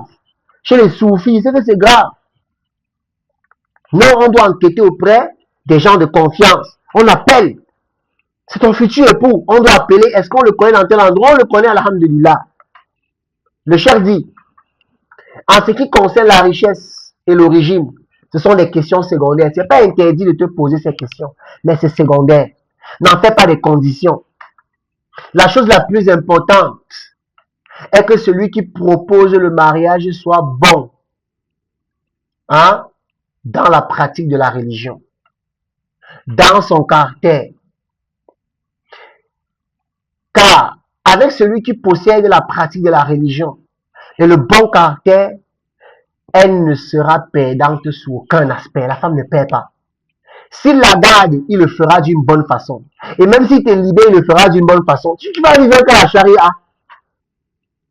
C'est qu'elle seule qui ne veut pas avoir un mariage sunnatiquement vivant. Tu vis sunnatiquement dans le mariage. On parle d'alilement là-bas. On parle qu'avec le dalil. Ton mari veut te parler, il dit Qala Allah, Qala Rasul. Ton cœur frémit. Les croyants ne sont-ils pas ceux que le cœur frémit quand on mentionne Allah Azza wa Jal? C'est comme ça que le mariage doit être. Le mariage des pieux, c'est comme ça. C'est Qala Allah. Tu fais un truc, on te bombarde avec le dalil. Toi-même, tu comprends que non, tu es dans le faux. Tu reviens, tu te repens. Pas le mariage où pour te parler, on dit, mais les gens font toujours comme ça, non? Pourquoi toi tu fais ça? Les gens, subhanallah. Les gens deviennent le juge dans votre foyer. Tandis qu'Allah subhanahu wa ta'ala, il est hors de votre maison. Vous n'avez pas mis les lois d'Allah dans votre maison. Hein? Et quand j'ai dit hors de votre maison en concernant Allah subhanahu wa ta'ala, je parle du fait de ses lois. Car Allah, il est al-arsh istawa. Inam. Donc, celui donc qui possède la religion, ma soeur, s'il te garde, il va bien te garder. Et même s'il te libère, il va faire de la meilleure des façons. Il faut se mettre patiente. Inam. Le chef dit en outre, celui qui possède la pratique de la religion et le bon caractère sera une bénédiction pour elle et ses enfants. Et elle apprendra de lui les bonnes manières et la pratique de la religion. C'est pas beau, ce n'est pas joli, hein, que ton mari t'enseigne. C'est pas mauvais, c'est plutôt, une bonne chose. Il t'enseigne ce que tu ne connais pas de la religion. Il patiente avec toi. Il te dirige vers les gens de confiance pour que tu puisses prendre la religion. Le chef dit, mais si la personne n'a pas ces attributs, elle doit l'éviter. Tu dois l'éviter. Particulièrement ceux qui négligent les prières. Celui dont on sait qu'il boit. Celui dont on sait qu'il fume. Et le refuge est auprès d'Allah. Le chef, qu'est-ce qu'il dit ici? Les sœurs, comprenez, parce qu'aujourd'hui, dès qu'on garde une Range Rover dehors, dès que la personne a garé une Hummer, il est pieux. C'est comme ça c'est la balance, ça c'est le mizan ou l'équidal. Ça c'est la balance chez beaucoup de sœurs. Il faut qu'on sente sur lui un parfum à 5000 €. Non, ça c'est un frère qui est pieux. Subhanallah. Non, la piété ne se voit pas comme ça. Il faut bien enquêter. Le chef dit ainsi, ce qui est important est que la femme se concentre sur le bon caractère et la pratique de la religion. C'est ça qui est le plus important. Et il va citer le hadith. En ce qui concerne les origines, c'est possible. Après que tu cherches quelqu'un de ton origine, ça veut dire quoi? Si tu as un frère qui a un bon caractère, qui pratique la religion, qui n'est pas de tes origines, et tu as quelqu'un de tes origines qui est un pervers, et pour celui qui n'est pas de tes origines. Maintenant, si tu as quelqu'un qui est de tes origines, et qui pratique la religion, et qui a un bon caractère, et tu as l'autre qui est même que lui, mais qui est ailleurs, maintenant tu peux mettre le critère là sur la table, parce que tu as beaucoup de personnes. C'est autorisé à une sœur de mettre les critères de Dunya lorsqu'elle a plusieurs personnes pieuses devant elle. Mais si tu as beaucoup de prétendants et un seul est pieux, tu viens encore mettre les critères de Dunya? Non, tu laisses ça. Crains Allah. Crains Allah. Choisis celui-là, même s'il est pauvre, Allah va t'ouvrir les portes. Il va t'accorder ta subsistance d'un endroit où tu ne t'attendais pas. Donc, le prophète sallallahu alayhi wa sallam, il a dit, s'ils viennent à vous, celui dont la pratique de la religion et le caractère sont agréables, donnez-lui alors la fille en mariage. Ça, c'est une obligation. Les pères doivent savoir ça. Quand un gars est venu, si tu ne lui reproches rien dans la religion, tu dois que donner. C'est obligé. Si tu ne le fais pas, tu as porté un péché. Énorme. Après, le chef dit, cependant, si on trouve celui qui a une position semblable, alors cela est meilleur. Tu trouves maintenant quelqu'un qui est riche, qui a le bon caractère, qui a la religion, c'est bon, c'est meilleur. Mais que la richesse, ça ne soit pas le critère de base. Énorme. Le prophète sallallahu alayhi wa sallam lui-même a pris les critères de dunya pour orienter, c'était qui? Subhanallah. Tu connais le nom Raslan? C'est Qais. Non, Qais. Qais, elle est venue voir le prophète sallallahu alayhi wa sallam. Elle a dit à Rasulallah, Muawiyah et Abu Jahl demandent ma main en mariage. Muawiyah, c'est un compagnon célèbre. Abu Jahl, pareil. Donc ici, il n'y a plus question de regarder leur religion. C'était déjà les compagnons. Le messager a donc mis les critères de dunya devant. C'est comme ça qu'un père peut faire.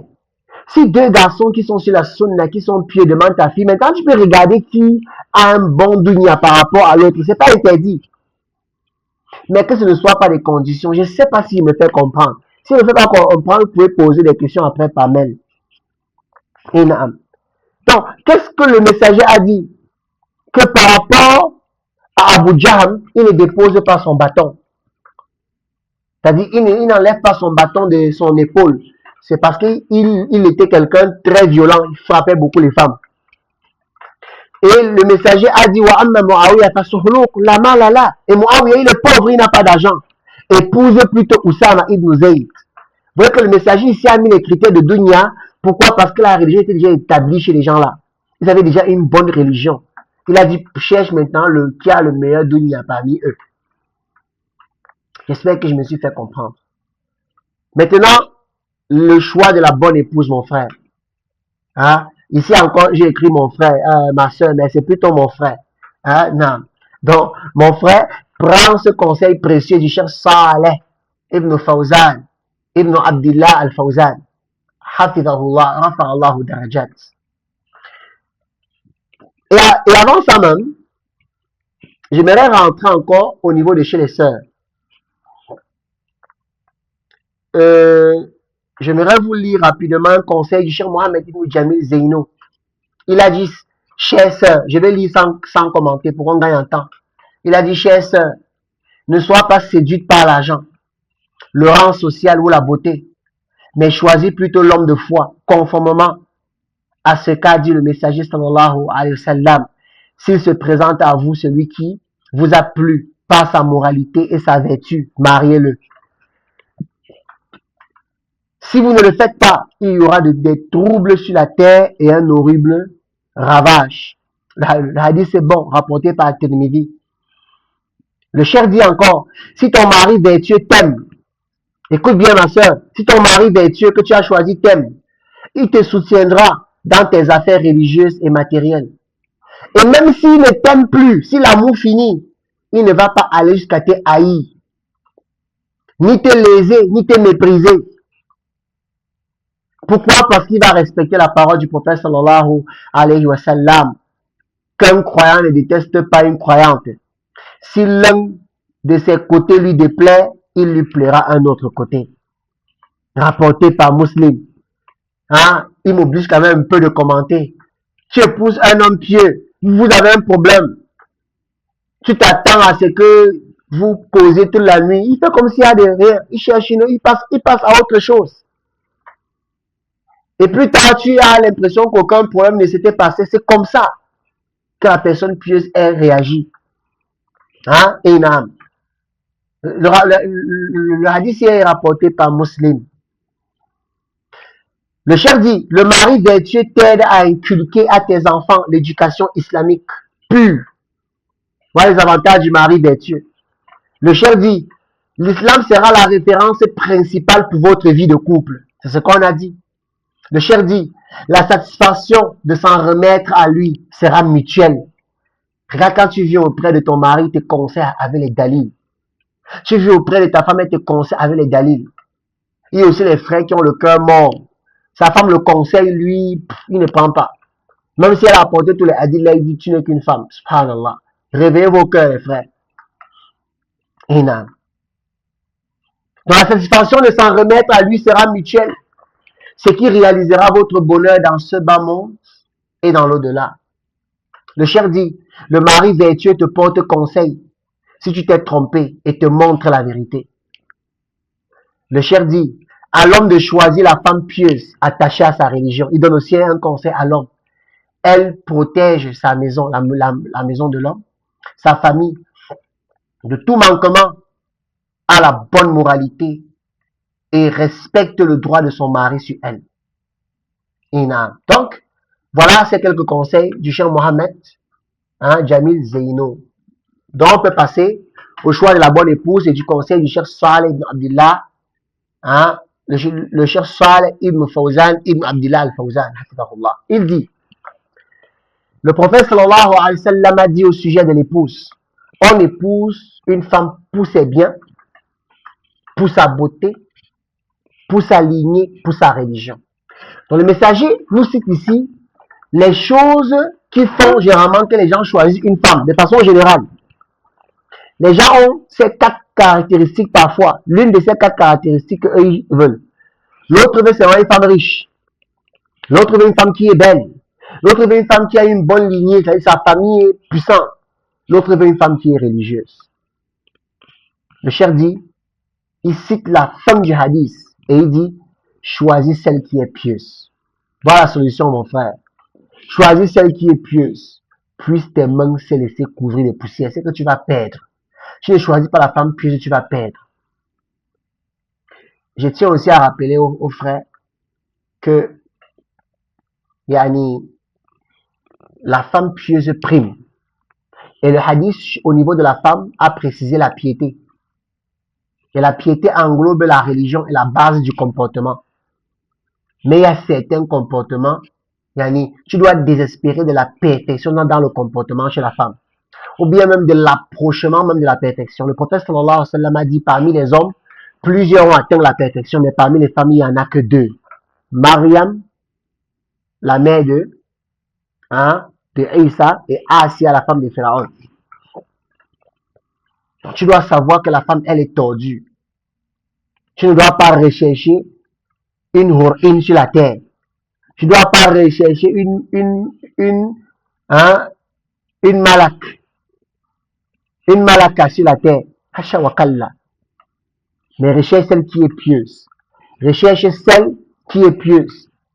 Qui répond aux caractéristiques que le prophète sallallahu alayhi wa sallam a dit, Al-mar'a idha sallat khamsaha.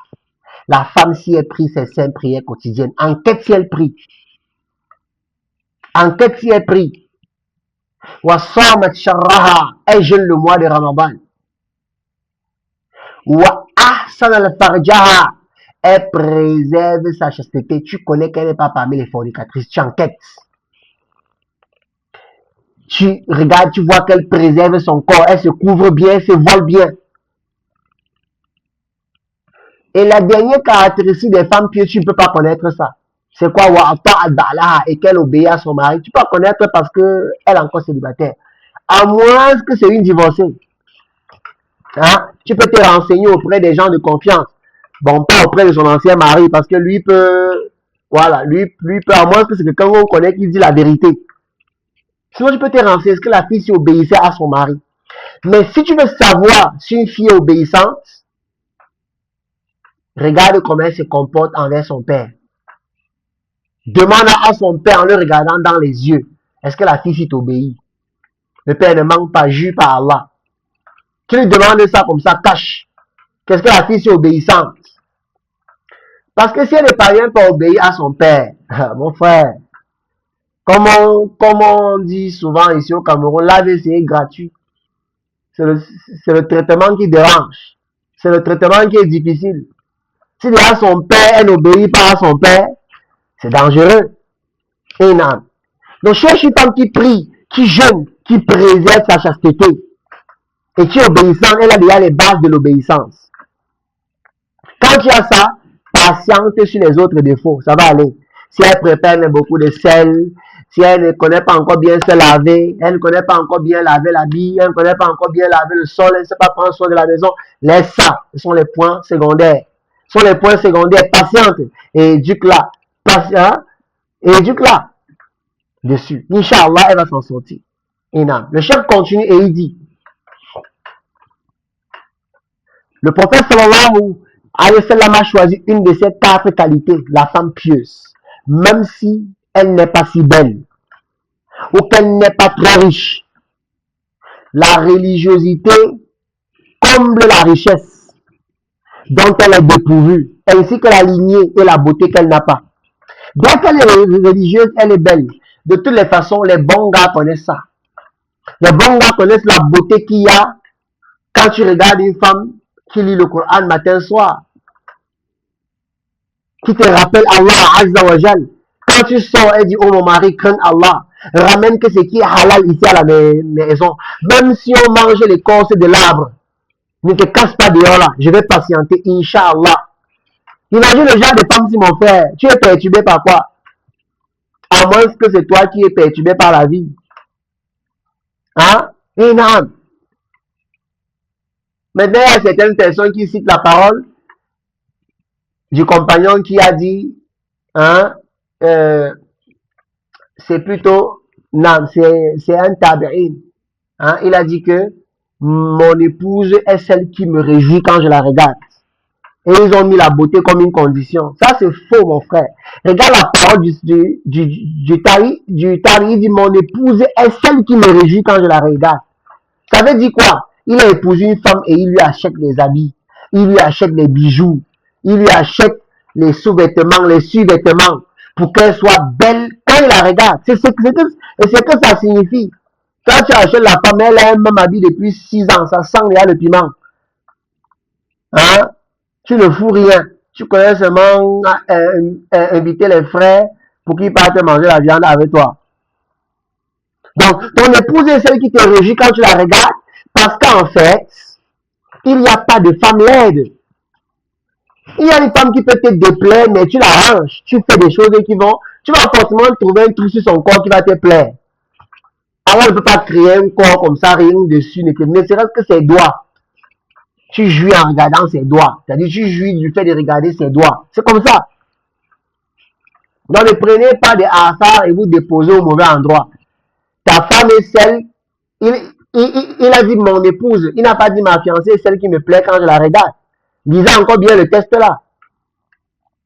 Ou bien que mon fiancé est celui qui me plaît quand je le regarde. Non. Il a dit mon époux, ton. C'est comme ça. Il est déjà dedans. Toi, la soeur, tu peux cotiser l'argent. Tu achètes les habits à ton mari. Tu achètes ce que tu veux qu'il porte. Et non, tu le rends beau. Hein, pour toi et tes épouses, Inch'Allah. S'il en a. Non. Le chef dit, nombreuses sont les belles femmes qui ne s'entendent pas avec leur époux. Pourquoi? Elle est trompée par sa beauté, subhanallah. Elle passe le temps à faire les maquillages. Elle passe le temps à dire, je t'ai tout donné. Je suis venu ici. C'est ça. Quand une femme compte trop sur sa beauté, elle a l'impression qu'elle t'a trop donné. Parce qu'elle sait que sa beauté là, les hommes la draguaient beaucoup. Avant que je n'arrive ici, je connais combien de personnes m'ont demandé, mais je t'ai choisi. Je viens ici, subhanallah. Même les problèmes où elle a tort, elle va se concentrer que sur sa beauté pour dire qu'elle a raison. Il y a une fuite là dans la beauté. Et le chef dit, nombreuses sont les femmes riches qui ne s'entendent pas avec leur mari. Elle se montre orgueilleuse à son encontre en raison de sa richesse et elle le domine. Le chef dit, il ne faut donc pas accorder d'importance à ces choses, hein, qui ne forment nullement la base d'un foyer. Que ce soit les biens, la beauté et même la lignée. Même si elle n'est pas originaire d'une grande lignée, tant qu'elle est pieuse, ça va. La religion n'est que bien et la religion suffit largement. Le chef dit, ce qui importe donc n'est pas de se marier uniquement, mais ce qui importe, c'est avec qui est-ce que tu vas te marier, avec qui se marier. C'est cette dernière chose qui est demandée. À l'homme donc de choisir une femme pieuse. Et si en plus de sa religiosité, elle est issue d'une longue lignée, qu'elle est belle, qu'elle est riche, alors c'est un bien qui s'ajoute sur un bien. Parce que sa piété va l'empêcher de se concentrer sur sa beauté. Sa piété va l'empêcher de se vanter par rapport à sa famille. Sa piété va l'empêcher d'être orgueilleuse par rapport à sa richesse. Ça, c'est mon commentaire à moi. Non. Quant au fait, le chef dit, quant au fait de se concentrer que sur la richesse, sur la beauté, sur la lignée et de délaisser la religiosité, c'est certes une grande perte et une façon de gâcher son avenir. Est-ce que vous avez compris, les frères? Non, les autres critères de l'épouse, il y a le fait qu'elle doit être douce. Quand tu causes avec elle lors de la muqabala, elle est douce. Pour savoir qu'elle est douce, parce que les sœurs qui connaissent ça changent souvent leur voix.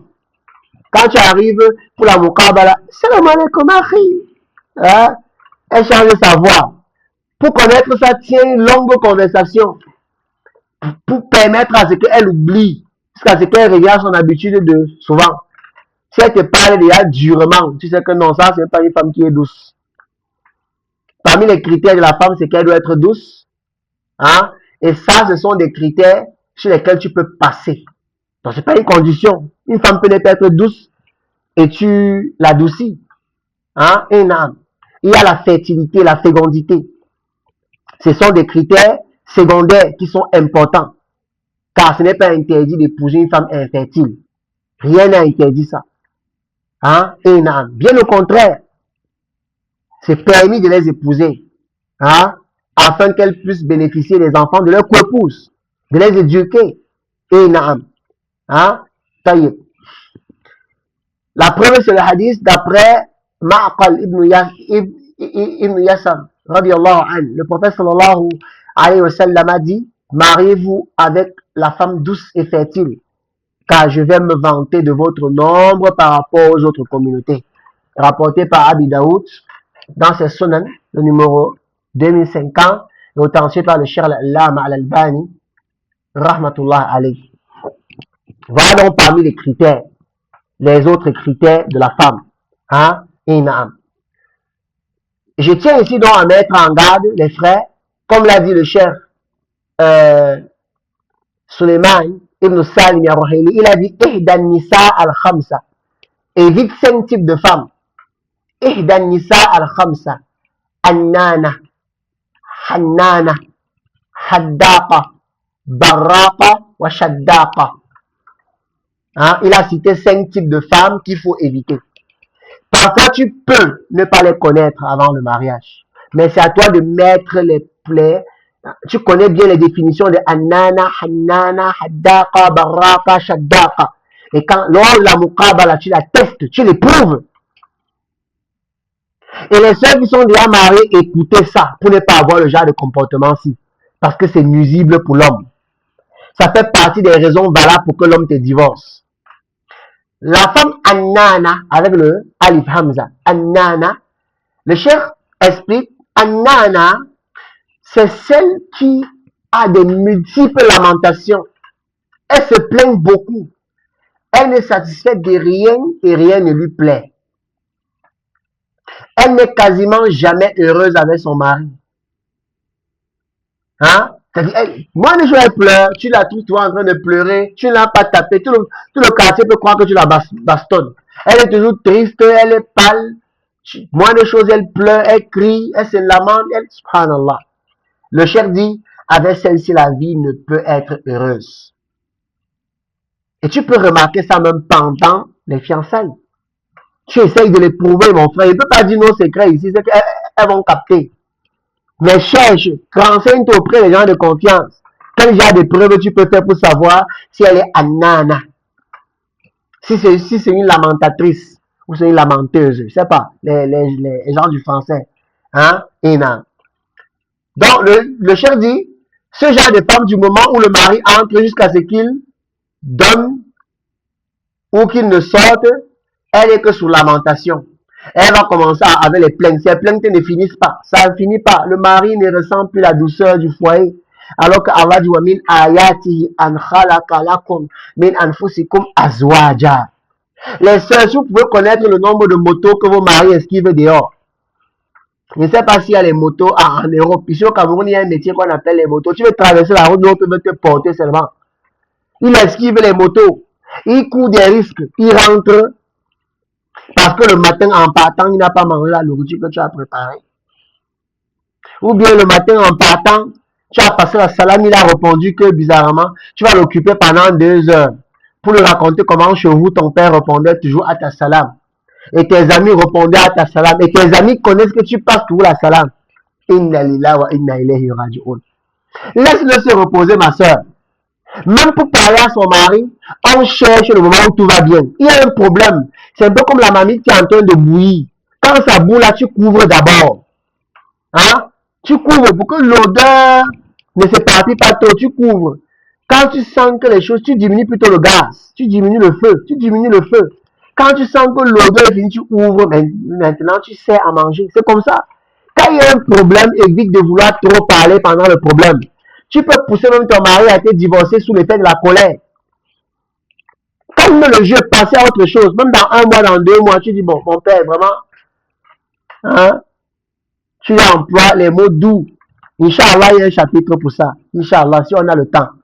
C'est parmi les choses facultatives que j'ai mis pour la conférence. Si on a le temps, on va voir ça. Parmi les bienfaits, les choses bien fondées que tu puisses faire à ton mari, de lui donner les petits noms. Hein? Non, tu lui appelles pas les noms d'où tu dis vraiment l'autre jour le problème là. C'est comme ça. Ne sois pas un nana. Et mon frère, avant d'épouser une femme, enquête. Maintenant, la deuxième femme qu'il faut éviter, c'est la hanana avec le ha. Le premier, c'est Hanana avec le A. Ça, c'est Hanana. Hanana. Hanana. Les savants ont dit, comme le chef Suleiman Aurélie dit, ça, c'est celle qui est nostalgique d'un autre mari. Elle est nostalgique de ses relations passées. C'est celle qui rappelle à son mari ce qu'elle est. Et à chaque fois, elle lui rappelle. Et elle lui dit, qu'est-ce qui m'a amené à toi? Une comme moi, je ne devrais pas être avec quelqu'un comme toi. Une comme moi, je devais être avec un tel et avec un tel. Et à chaque fois qu'elle se tourne vers lui, elle lui dit, j'ai une chance misérable avec toi. Normalement, une femme comme moi se marie avec celui qui est collé, qui est ceci, qui est comme cela. Ça, c'est la Hanana. La Hanana, elle sort d'un ancien mariage. Ou c'est une ancienne championne des Jeux Olympiques en fornication.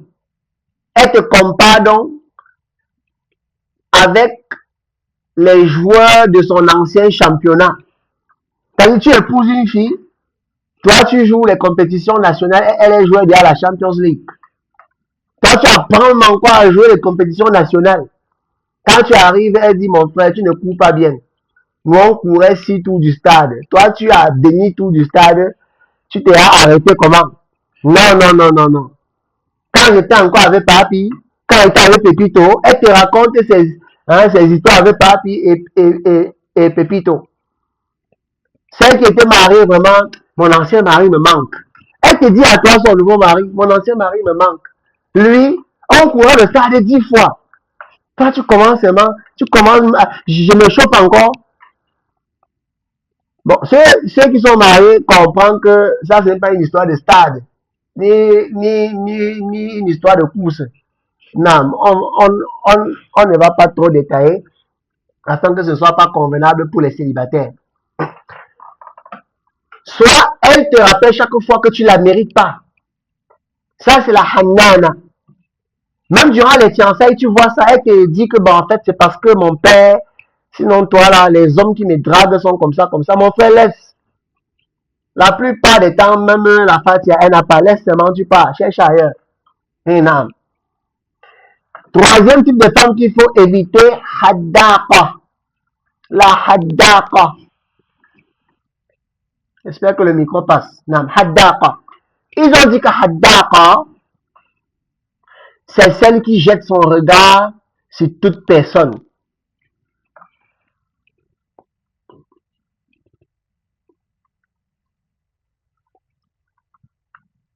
J'ai l'impression que la connexion est en train de déranger. Non, ok, le micro passe, alhamdulillah. Donc, haddaqa, c'est celle qui jette son regard sur toute chose à fois. Et elle désire l'obtenir. Si elle se rend dans une maison, chez sa camarade, ou chez n'importe qui, elle va revenir avec le visage froissé. Elle te dit, Masha'Allah, Fulan a ceci dans sa maison, Fulan a cela, Fulani a ceci. Et Anna Miskina, et moi je suis pauvre. Si elle entre au marché, c'est le chef qui dit, elle veut tout acheter. Ça c'est qui? Haddaqa. Elle ne ferme pas ses yeux quand elle entre chez les gens. Hein? Elle ne ferme pas ses yeux. Tu lui achètes l'iPhone 7. Elle te dit, Fulani a 17 Pro Max. C'est le que le 7. Moi, je suis misérable avec toi. Je souffre seulement. Depuis que j'étais connu, je souffre seulement. Je n'ai jamais connu le bonheur avec toi. Inna lillahi wa inna ilayhi raji'un. Ça, c'est la haddaqa. Hein? Non. Si par exemple, mon frère, je donne un peu quelques astuces, on dit quand même que les sœurs qui assistent au séminaire peuvent profiter. Si tu es dans le genre de fiançailles où on te dit vraiment, le beau-père, il te dit vraiment, trouve un téléphone à ta fiancée, comme ça tu peux l'appeler souvent pour vous arranger sur les couleurs. Comme les savants ont dit, c'est permis de l'appeler dans le strict minimum. Peut-être que tu veux demander les couleurs qu'elle veut pour peindre son mur, etc. Mon frère, va l'acheter le Choronco. Je ne sais pas si les gens des autres pays connaissent le Choronco. Choronco, c'est les anciens téléphones là. Tu achètes ce qui est vieux, tu peux donner, tu vois un peu son comportement. Tu achètes même l'Android, tu gardes. Mais tu prends un Choronco business. Donc le genre que 100 personnes ont déjà utilisé ça. Parce que c'est bien vieux, il y a les touches manquantes. Tu peux lui donner. Tu vas voir si elle est haddaka. Hein? Et non. Ça, c'est quelques astuces. Barakallahu fikum. Non. Ensuite, il y a la barrapa. La femme qui est barrapa. Il faut l'éviter. C'est qui la barrapa? Les savants ont dit, c'est celle qui s'occupe d'elle-même au détriment de son mari et de son foyer. Elle se lève, elle se maquille, elle s'occupe de sa beauté, la maison sent, tout se passe ici. C'est pas qu'elle ne connaît pas travailler, non, elle connaît même. Elle se saboter avant tout. Elle n'est préoccupée que par sa propre personne. Hein? Elle est occupée par elle-même, sa beauté, ses propres affaires, au détriment de son mari et de son foyer. Et certains savants ont appelé les femmes là, les femmes ananiya. Hein? Donc ce sont les baraka ou bien les ananiya. Mon frère, tu n'es pas encore marié avec une femme, tu peux connaître ça. Dans quelle mesure, quand vous êtes en train de faire la mokabala, j'espère que le réseau s'est rétabli. Je disais que dans quelle mesure tu peux connaître ça? Lorsque vous êtes en train de faire la mokabala, généralement essaie un peu de lui parler de quelques difficultés que tu fais, dont tu fais face dans la vie, pour voir si elle va s'y intéresser. Hein? Vois la réaction qu'elle a lorsque tu lui parles de tes difficultés et vois la réaction qu'elle a lorsque tu la complimentes. Tu compares un peu. Hein? Et non. Tu compares un peu, tu vois un peu l'état même de chez eux. Si elle est la seule fille, tu vois l'état de chez eux et tu vois l'état de son corps. Tu vois qu'elle est très propre, le chez eux est sale. Mon frère, c'est une forte chance que c'est une baraka. Hein? Et non. Bon, maintenant, les sœurs qui ont compris ça, le jour que le fiancé sera en train de venir, elles vont nettoyer jusqu'à laver la toiture. Mais Allah connaît ce qu'il y a dans les poitrines. Enfin, la femme qui est shaddaka, ne l'épouse pas si tu connais avant. Et si elle est déjà chez toi, patiente, reforme là, ça te dépasse. Bon, je ne vais pas prononcer le mot qui essuie, mais chacun connaît la limite. Shaddaka, c'est qui? C'est celle qui est souvent dans l'exagération lorsqu'elle parle. Elle parle trop. Quand elle commence à parler, tu ne peux même pas parler, elle ne te coupe pas. Tu commences un peu, pap, elle t'a coupé. Elle dit que pour tenir un discours de 15 minutes, elle te fait tenir en 2 heures. Parce qu'à peine tu parles, elle te coupe. À peine tu parles, elle te coupe. Là, c'est Shaddaka. Et Shaddaka, elle parle sans nécessité. Les sœurs, la femme doit parler quand c'est nécessaire. Elle doit faire entendre sa voix quand c'est nécessaire. N'est-ce pas qu'Allah il a dit et ne levez pas vos voix afin que ceux qui ont la maladie dans le cœur hein, ne vous convoitent. Réduisez le temps. Aujourd'hui, les soeurs parlent et crient, même en milieu public. Tu vois, elles parlent et crient et rient, subhanallah. Ça est shaddaka. Tu dois remarquer sur ta fiancée le calme, la tranquillité lorsqu'elle parle. Même lorsque tu la fais rire, tu vois sa manière de rire avec classe, style, manière et pudeur. C'est que non, ça c'est une soeur qui est reine shaddaka. Elle n'est pas shaddaka. Hein? Et non. Demande qu'Allah SWT, il nous facilite de trouver les bons époux et les bonnes épouses. Hein? Chacun en fonction de son rang. Donc, nous avons fini avec le jour 2. J'ai mis jour 1. Subhanallah. نعم الحمد لله إذا نكتفي هذا القدر سبحانك اللهم وبحمدك أشهد أن لا إله إلا أنت أستغفرك وأتوب إليك بارك الله فيكم جميعا